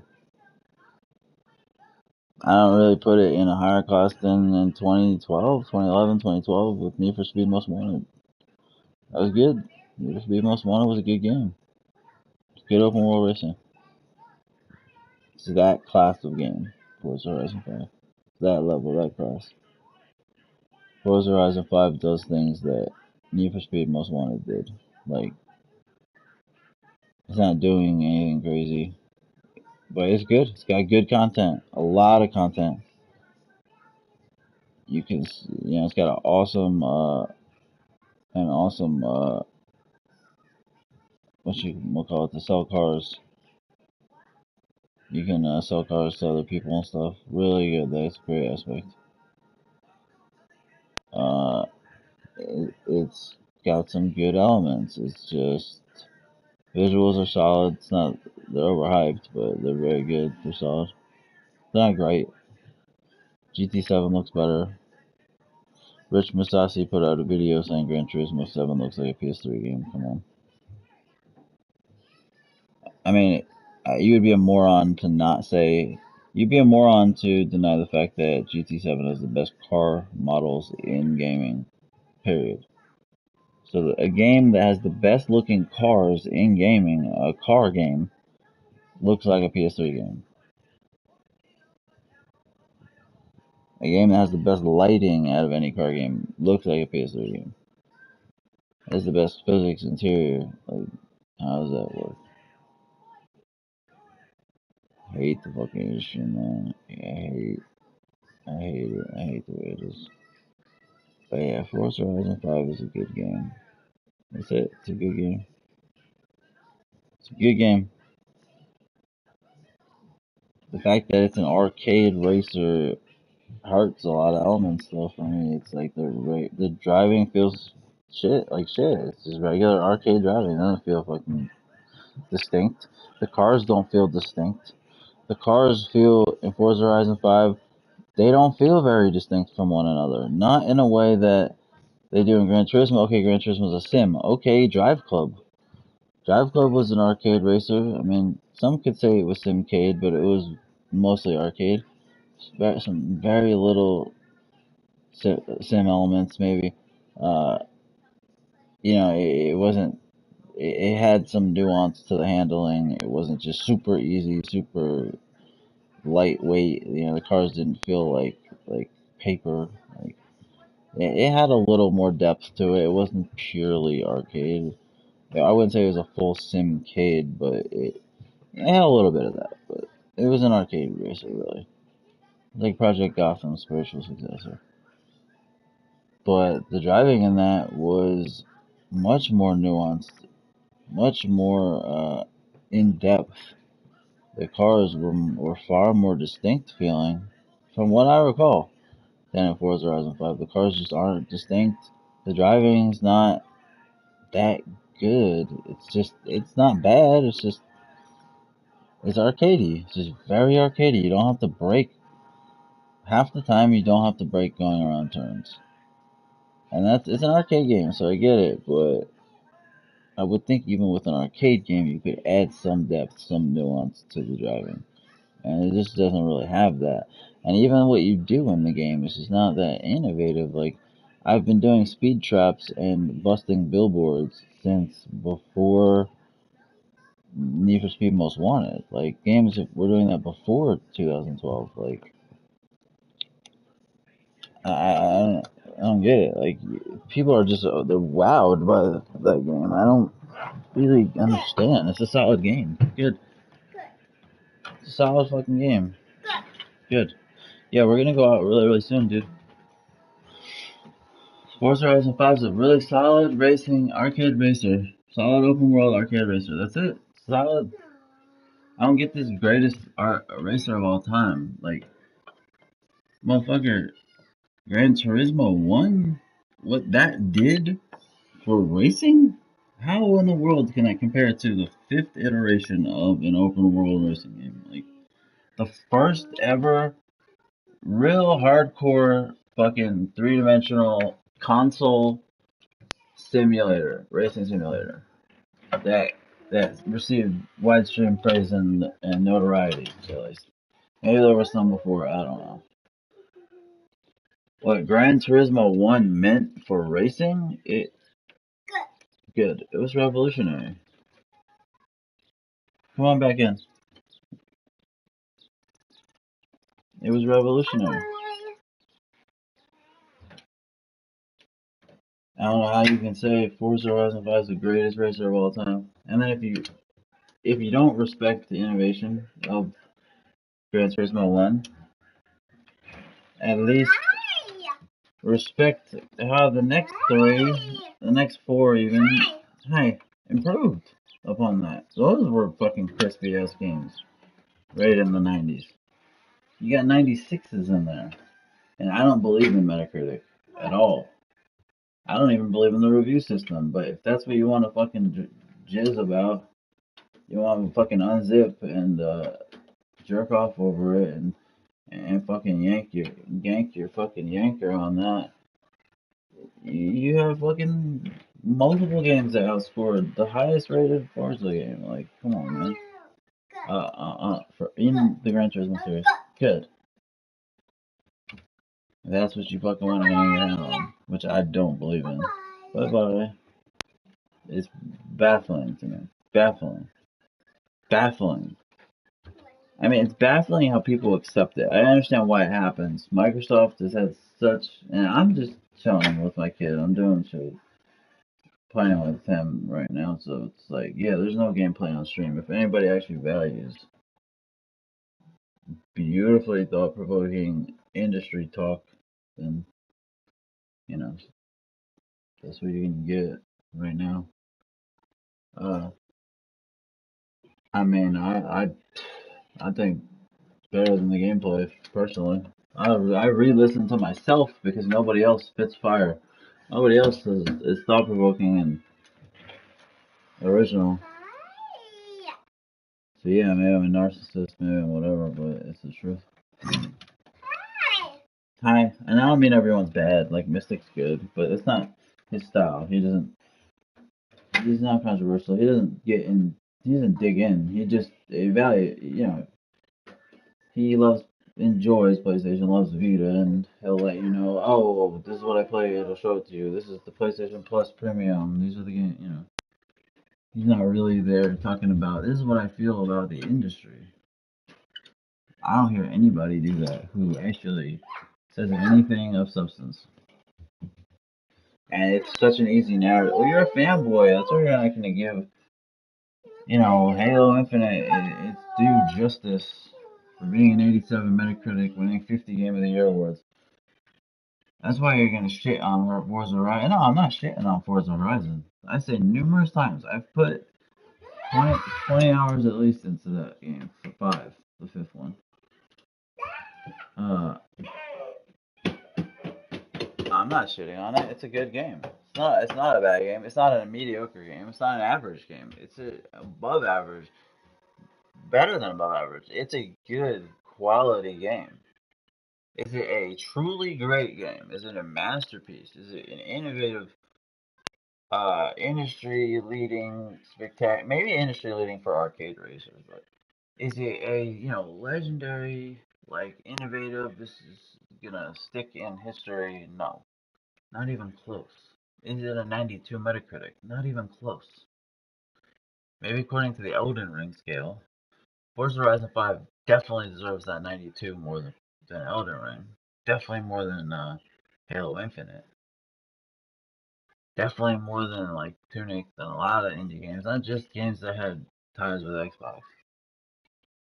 A lot of games in general. Hyper Light Drifter. I mean, I can name a lot of fucking games that don't have no ties to Xbox. I mean, the facts are the facts. Dispute them. Like I'm not terribly upset. Like Forza Horizon 5 is really good. Like I'm not mad that it has a 92 or that it got so much love. No, it doesn't bother me that much. Like the only reason it would at all is because it's a disproportionate amount of praise and love than other games get that deserve similar amounts, or that at least it gets so much love, and other games that deserve love don't get near. Like it gets all the love it deserves and then some, and then other games that deserve love don't even come close to getting the love they deserve. So that's the only thing. But the game's good. I mean, it deserves credit. Uh, I would say something like Halo Infinite though. That bothers me. That does bother me. Forza Horizon 5 is a good game. I can't get mad that it's loved. It's a good game. Uh, Maybe rated a little high, maybe a little too much love, but it's a good game. Like I can't get too mad. Um, but like Elden Ring and Halo Infinite, man, even though Gears of War 5, like it was like an 83 or something like that, that's fine. Makes sense. Maybe it went up to an 84. Makes sense. Would I rate it like around an 8.5? Probably not. Maybe an 8 out of 10, just based on technical prowess. But even that, I mean, I'm just trying to be very objective. Uh, I have to finish it. But I mean, from what I've played, I'm trying to be very, very objective. But I mean, it's solid for what it does, but it's very, very generic. Like, it's all shooting galleries. The characters are cardboard. The narrative sucks. It goes for some drama, but it's not there because the characters are not relatable, real characters. They're muscle bound dude bro. Like they're jokes. They're jokes of characters. That's why when Dom's wife, the the death thing and that with Dom's wife in the second game, like it didn't impact me. Like because these characters are not relatable. They're like they're they're so phony, like ridiculous video game cliches. Like I can't relate to this shit. Nobody can. They're so goofy, cliche, dude, bro characters. Like none of the stories are gonna hit. None of it is gonna hit for me, at least. None of it can hit. None of it. And I mean, when you're going for high drama, and it's not even like they're endearing. Like Ratchet and Clank is a different style of game, but you can be like, well, those characters aren't realistic. I mean, they're completely different. Completely different. I mean, they're charismatic. They're likable. It's all ages. It's an all ages game. It's not going for fucking any dramatic, like super dramatic themes. Yeah, the Rift Apart had some good themes, but it set them up well, and it didn't come off as cheesy. And that's the world that it had set up. Yeah, these are like cartoon characters, sort of, but I mean, I think it handled it with aplomb. Like it really uh incorporated some depth, but with still keeping the atmosphere and the vibe of, what it is, keeping it lighthearted, keeping it um that kind of cartoony atmosphere. I thought it handled it brilliantly, but I just can't take it serious when it's just these Gears of War characters. Like, but I'm fine. I'm fine with a low 80s, even low to mid 80s. Like, makes sense. Makes sense. Fine with it. Like, it's fine. Like, for me. Yeah, I'd probably go a few points lower, but it's fine. Forza, maybe a little bit high, but I'm fine with it. I'm not gonna go crazy. I was playing Final Fantasy VII, and I was like, man, how does this only get an 87? And it was like, when I was playing more, and someone said to me, oh, 87's spot on. I was like, I don't know, man. Maybe it should be a couple points higher. They did everything so well, like, and I'm playing more and more, and I'm like, yeah, it's spot on. Like, it's spot on. It doesn't deserve higher. It's spot on. It's got, there's things there. It's not perfect. It's awesome, but 87's pretty spot on. Like, it makes sense. So I'm not just trying to say every PlayStation exclusive deserves higher, every Xbox exclusive deserves lower. I mean, first of all, I've got both systems, so. But like, I'm fine. I'm fine with what Final Fantasy VII Remake got. I'm fine with what Gears 5 got. Like, okay. I'm okay with what Forza Horizon got. Like, it's a good game, so it's pretty high. But I mean, it's good. I'm not okay with what Elden Ring got. I'm not okay with what Halo Infinite got. I'm not okay with those two. I'm just not. I played those. I own those. I mean, one through Game Pass, the other I bought new, which was a mistake. I'm not okay with it. The flaws that those games carry are so paramount and numerous. They can't possibly be that awarded, that high rated. They can't possibly be. You can't just have one mechanic that people like so much that makes the game great, unless that mechanic's like new or innovative. Like it's the same grind and die we've been doing since '09. Like for Elden Ring, it still doesn't have a real coherent story. It doesn't even really have cutscenes still. It doesn't even really have real AAA production. We're talking about a game that's gonna sell 30 million copies, coming off 10 million from Dark Souls 3, coming off huge success from Sekiro. Like what are we doing here? Like where's this money going? Karakawa Corporation is just pocketing it all? Like is Miyazaki pocketing it all? Like who's getting this money? Where are we reinvesting this money? Certainly not into the technology, not into the IP, unless George R. R. Martin cost that fucking much.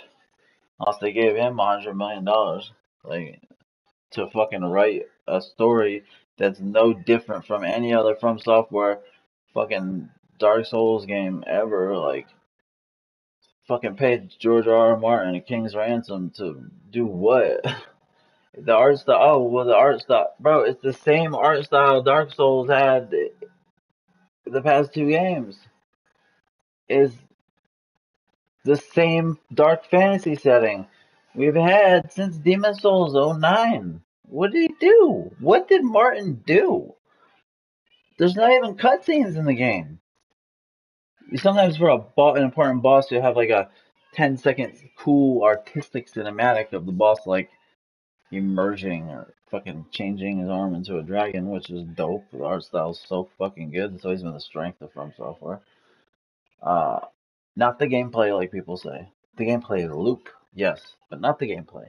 Those games do not have good, pure gameplay mechanics. They handle like garbage. All of those games do. Bloodborne was a little slicker, a little more slick. Sekiro, much faster, much slicker because it was a different style. I'll give it that. I didn't like Sekiro. Loved Bloodborne. Did not like Sekiro, but it it they definitely changed the movement controls. It was more reactive. It was faster. That was the style, so they can do it. It's just I don't know. I know they want to keep the combat a certain way, but it just fucking felt clunky in Elden Ring. This is a new next gen game. The combat felt clunky, Demon Souls style, Dark Souls style. I know it depends on your class. There's so many different classes. I mean, that's the strength of the game. That there's so many options.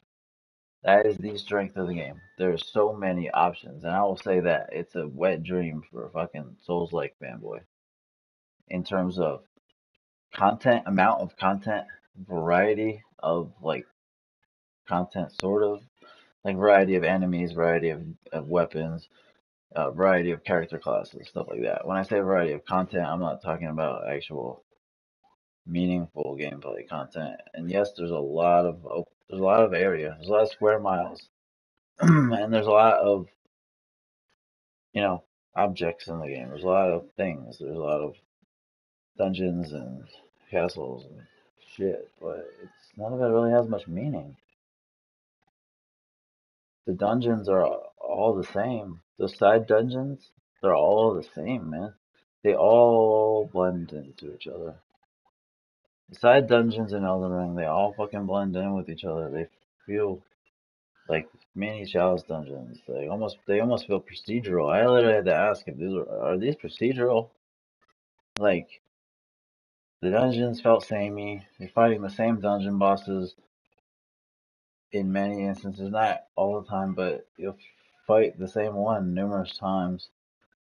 It was like, don't just make a lot of content for the sake of making a lot of content. If you're having to repeat mini bosses, if you're having to repeat reskin enemies, reuse enemies from previous games, it's no good, man. We don't need that much content in the first place, even if everything's fresh. But just to make it bigger, just to make more, I don't want to fight the same shitty mini boss multiple fucking times, 3, 4 times. How about that fucking first mini boss, at least that I fought inside dungeons? It was like a gargoyle fucking cat thing. It was like a big gargoyle, like looked like a cat. It looked like a big black cat statue. It was like a gargoyle or something. And it moved like it was a statue or some shit like that. Like it was almost comical how stiff it was and the animations.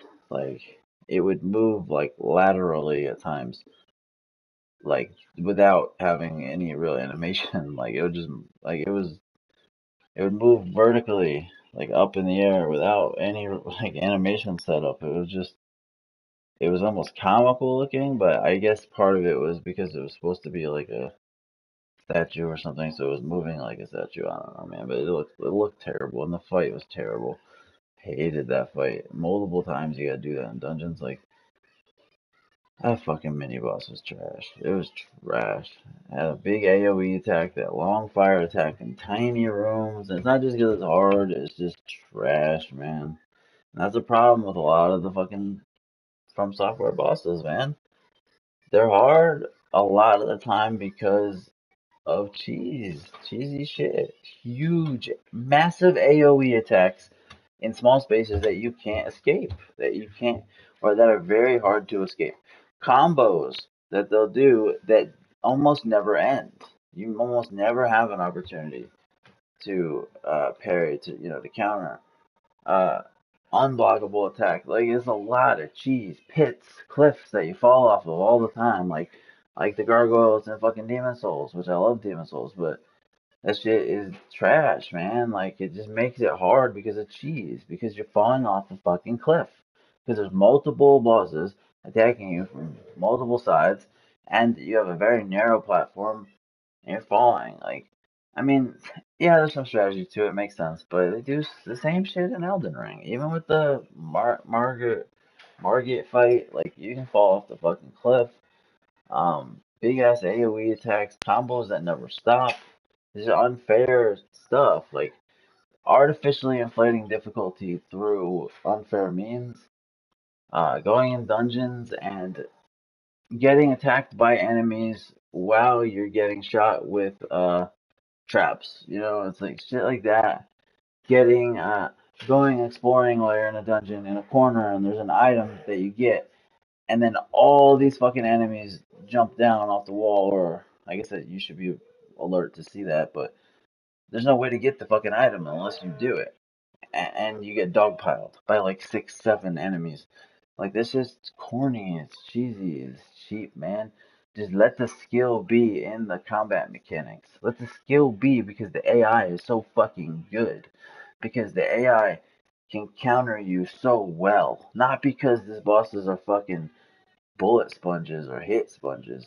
Not because their health bar is 1,000 times stronger than yours. You get one hit. You get one hit killed. They take 100 hits, you know, like 100 times more, whatever.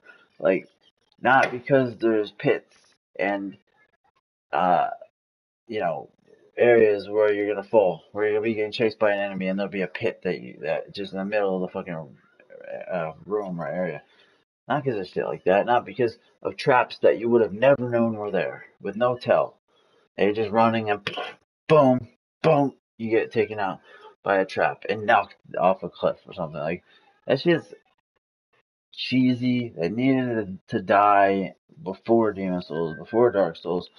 Like that's cheesy, artificially inflated difficulty.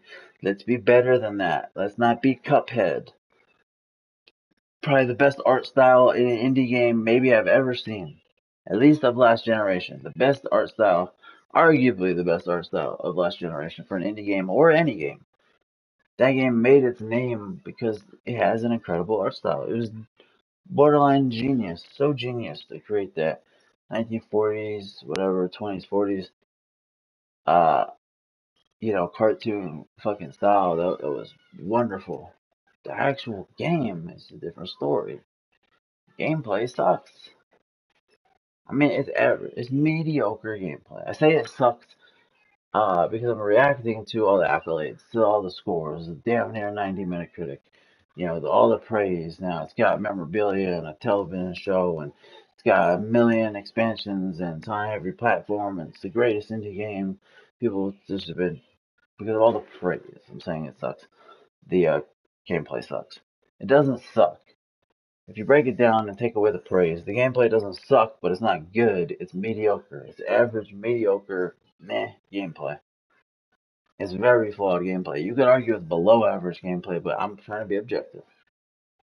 So it's average gameplay. Like, the art style is amazing, but the gameplay is not. This is a problem in games. Bullet sponge bosses, where difficulty is inflated simply due to the enormous health bars. That is a problem. That is an old school mechanic that needs to die.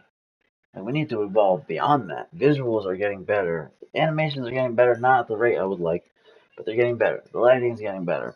Uh, this narrative quality is getting better. The acting is getting better.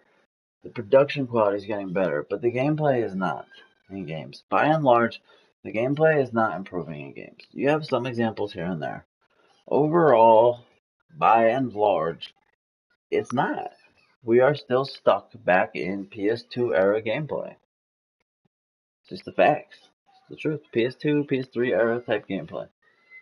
For the most part. Like, in most games. Like, that has not evolved. The gameplay elements have not evolved. They focus too much on visual quality and production quality. I love production quality and I love good graphics, but I'm not one of those people who's gonna say gameplay is king as if production quality and visuals don't matter. I hate the people who say graphics don't matter. Graphics don't matter. None of that stuff matters. Hell yes, graphics matter. What? Graphics matter.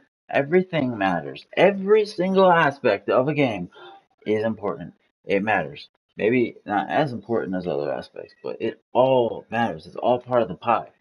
It all goes in, man. It's like a stew, baby. Maybe the carrots are the graphics. Maybe the meat is the gameplay or the story. Maybe the potato is the story. You know, maybe it's just the carrots, just the baby carrots is the visuals. Depends on what you value, you know. But those baby carrots, if they're sour, if they're rotten, if they're not cooked enough and they're too hard, if they're cooked too much and they're just disgusting mush, it's gonna make the meal taste worse. It might not ruin the entire meal. You may still enjoy and value the quality, high quality meat and spices and potatoes or noodles that are in it.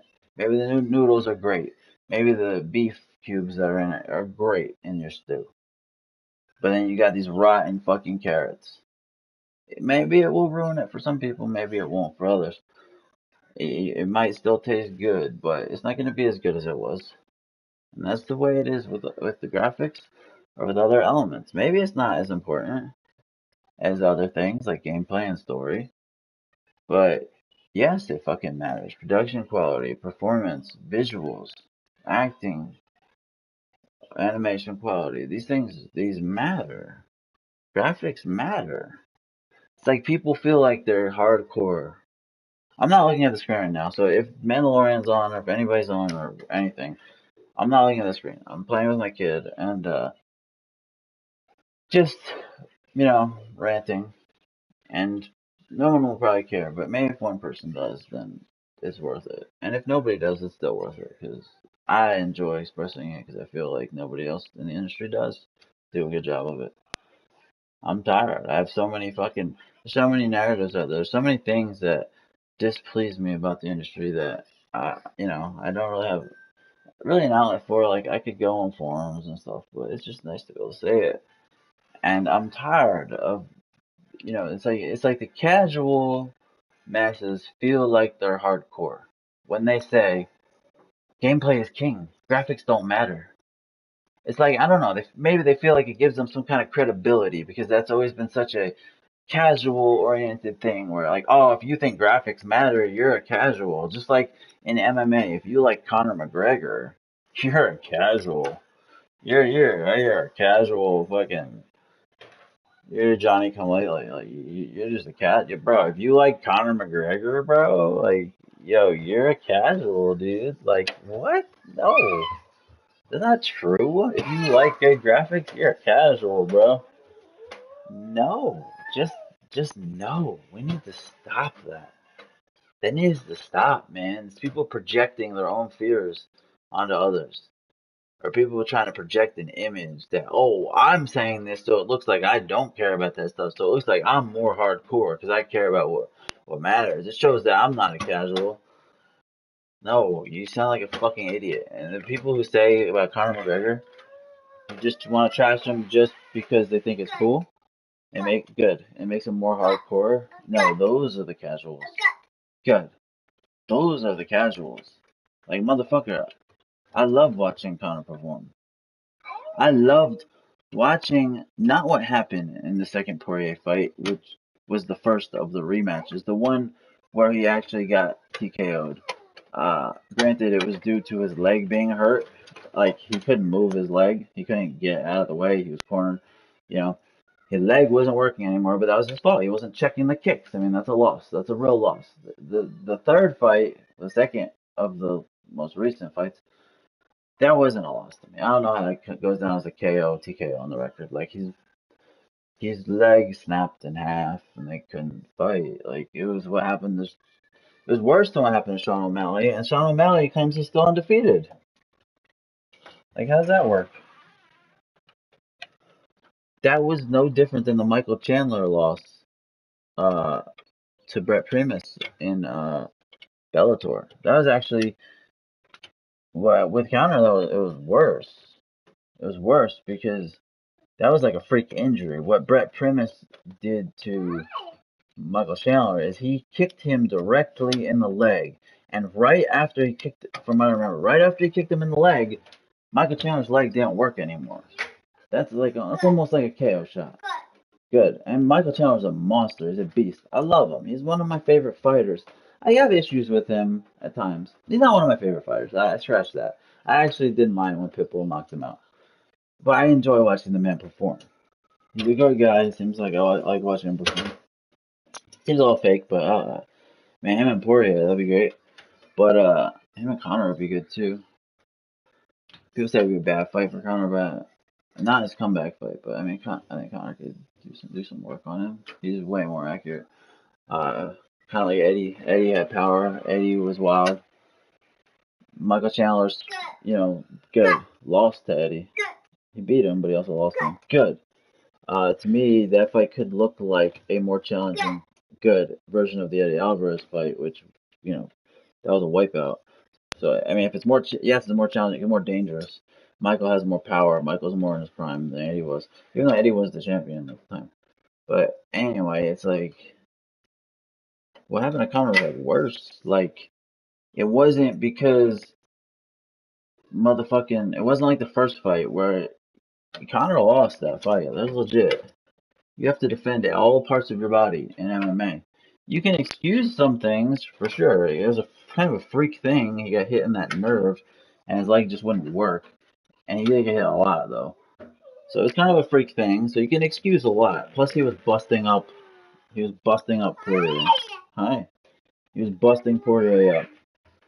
Uh, he was busting his ass. I can't believe Poirier didn't drop. Some of the shots Dustin Poirier took in that second fight, the second overall fight, not the second of the recent fights. I can't believe he stayed up. He got hit with one home run shot, one like long left where he kind of turned his shoulders and he hit him not square on the chin, but on the chin jawline. That was damn near a home run shot. And then those fucking up shovel uppercuts that Razor Reddick fuck style that Conor would throw with his right. That's when Conor first got caught though, was throwing that shot, but he busted him with those. 3 or 4 at least, just buzzed them, man. I do know how Dustin Poirier stayed up. Performance enhancing drugs, maybe, but the weight. The weight factor. I mean, hate Kobe Covington, but he's right. Dustin Poirier, I mean, he's a guy who cuts as much as anybody for their weight cut. Like, he cuts so much weight. He comes in so heavy. It probably gives him more endurance, man. When you've got an extra 15 pounds on someone, 10 to 20 pounds on someone, good. That's, you can absorb more. You can absorb, good. You can absorb more. And it doesn't quite make sense that Dustin Poirier has gotten chinned and straight KO just flatlined multiple times in his career previously. And then once he settles into lightweight, he's got like a granite chin. Like, I don't get that personally. Like, what's going on here? Is it because he's so heavy now? He realized if he comes in so heavy, cuts so much weight, comes in so heavy, it'll make him give him more endurance, like more punch endurance. Hi, hi. Or is he on something? Because that doesn't correlate to me. When you get flatlined, when you get dropped, when you get sparked, you're only going to get easier to knock out. That's almost always the case. When you get sparked, when your lights get flipped multiple times, you get fucking knocked the fuck out multiple times.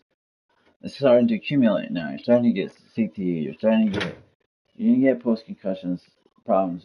The connective tissue in your brain that's meant to cushion your brain and save it from rattling around in your skull when you get hit, that starts to deteriorate. Every time you get a concussion, hi, every time your brain gets rattled, every time your lights go off in your fucking brain, yeah, you're destroying that connective tissue. You're destroying it. It's getting destroyed. the cushion, the padding for your brain is getting less. Like when a guy's can gets opened, sometimes it never closes. When a guy gets sparked or really hurt, okay, what, dude? Sometimes it never comes back. Sometimes it never comes back. Sometimes he becomes easy to knock out, man.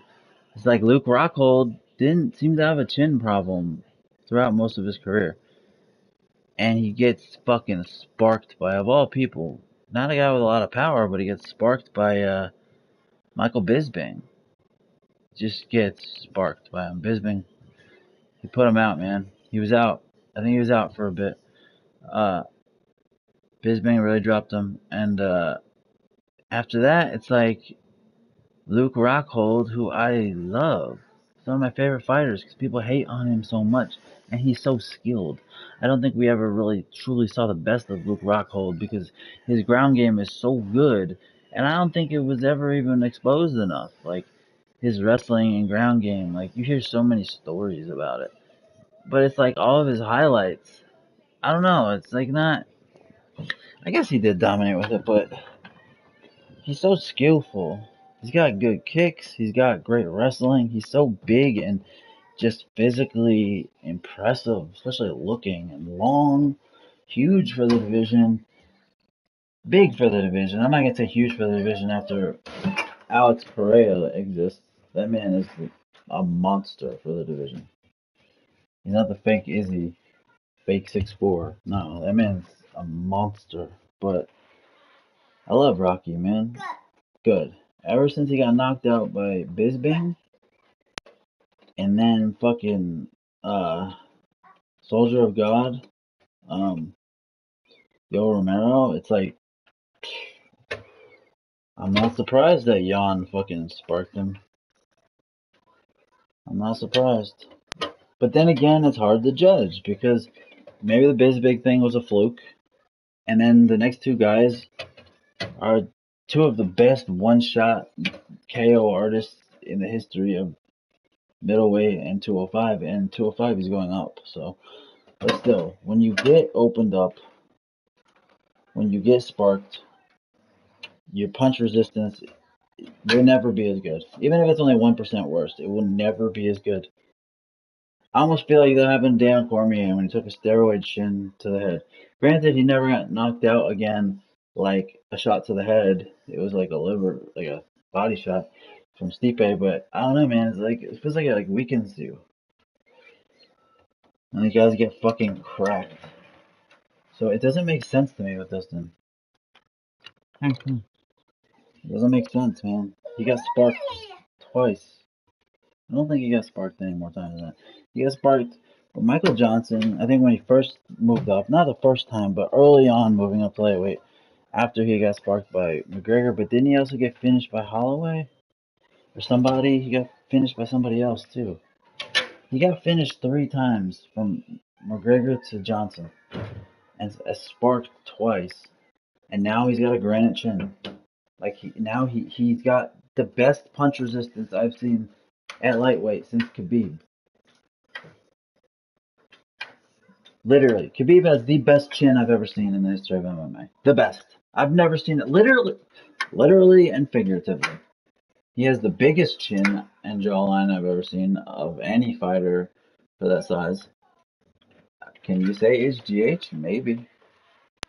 But also, it's like he can absorb a head. He can absorb a shot like better than anybody I've ever seen. He got hit with absolute torches from fucking Gaethje. Gaethje hit him with the fucking. He gave him the business. Gaethje. You think that was a terrible fight by Gaethje? It wasn't. Gaethje did what he could do. He wasn't afraid. He didn't pull a McGregor, where he didn't show up, where he was so overconfident and like didn't really show up. And I mean, the only thing McGregor did was reactive. He showed great wrestling defense, like the one thing that we say he didn't have, but he didn't show up. Like that's all reactive stuff. In the end, he quit, and he never landed heavy artillery. It's like he's just being clownish. He never seemed to have a serious demeanor. Like he didn't show up. He didn't turn up for that. Justin Gaethje, people were like, oh, he didn't turn up. Gaethje's like, oh, I didn't turn up. Bro, you turned up. You did. Maybe he should have marched forward more, but if he did that, he would have been finished earlier. If Gaethje had marched forward more, he would have been finished earlier. Sometimes there's nothing you can do. Like it's not that you had a bad strategy. It's just the opponent has doesn't. You don't match well enough with the opponent to be able to do anything except get lucky. And that's what it is with Gaethje. Unless he could have continued landing those leg kicks. I mean, Gaethje said he should have marched forward more. That wouldn't have worked. He would have gotten taken down faster. And we saw what happened when he got taken down. He's a Division I wrestler. Come on. Come on. Come on. Come on, come on, come on, come on, come on, come on. You can't leave the door open. Division I, high quality.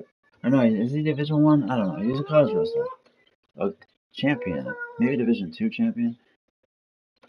And he just got taken on the ground. Good. But, marching forward for Gaethje against Khabib, he would have gotten finished quicker.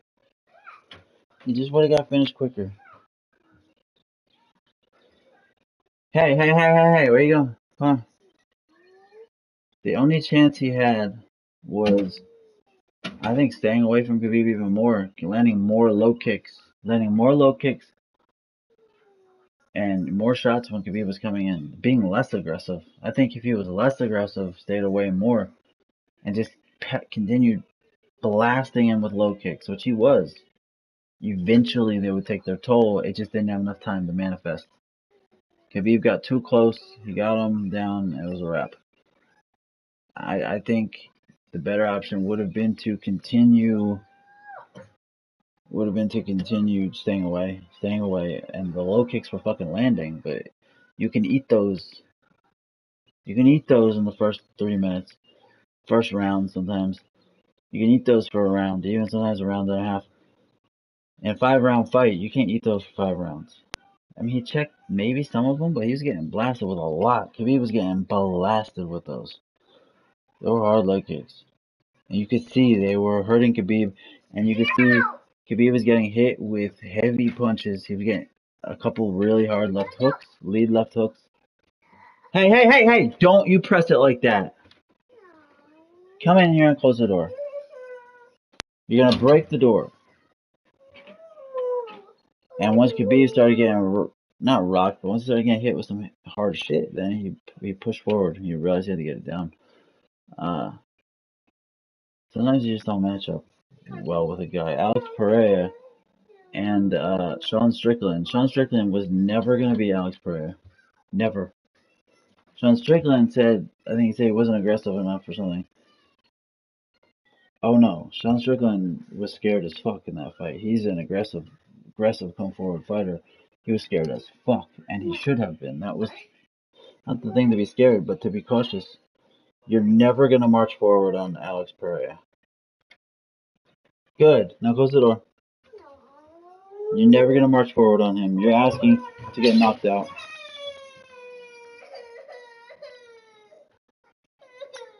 Alright, we had enough of this. You almost broke the door, dude. We're gonna get ready to go out. No one cares about MMA. Probably nobody watching. I don't care. I'm gonna just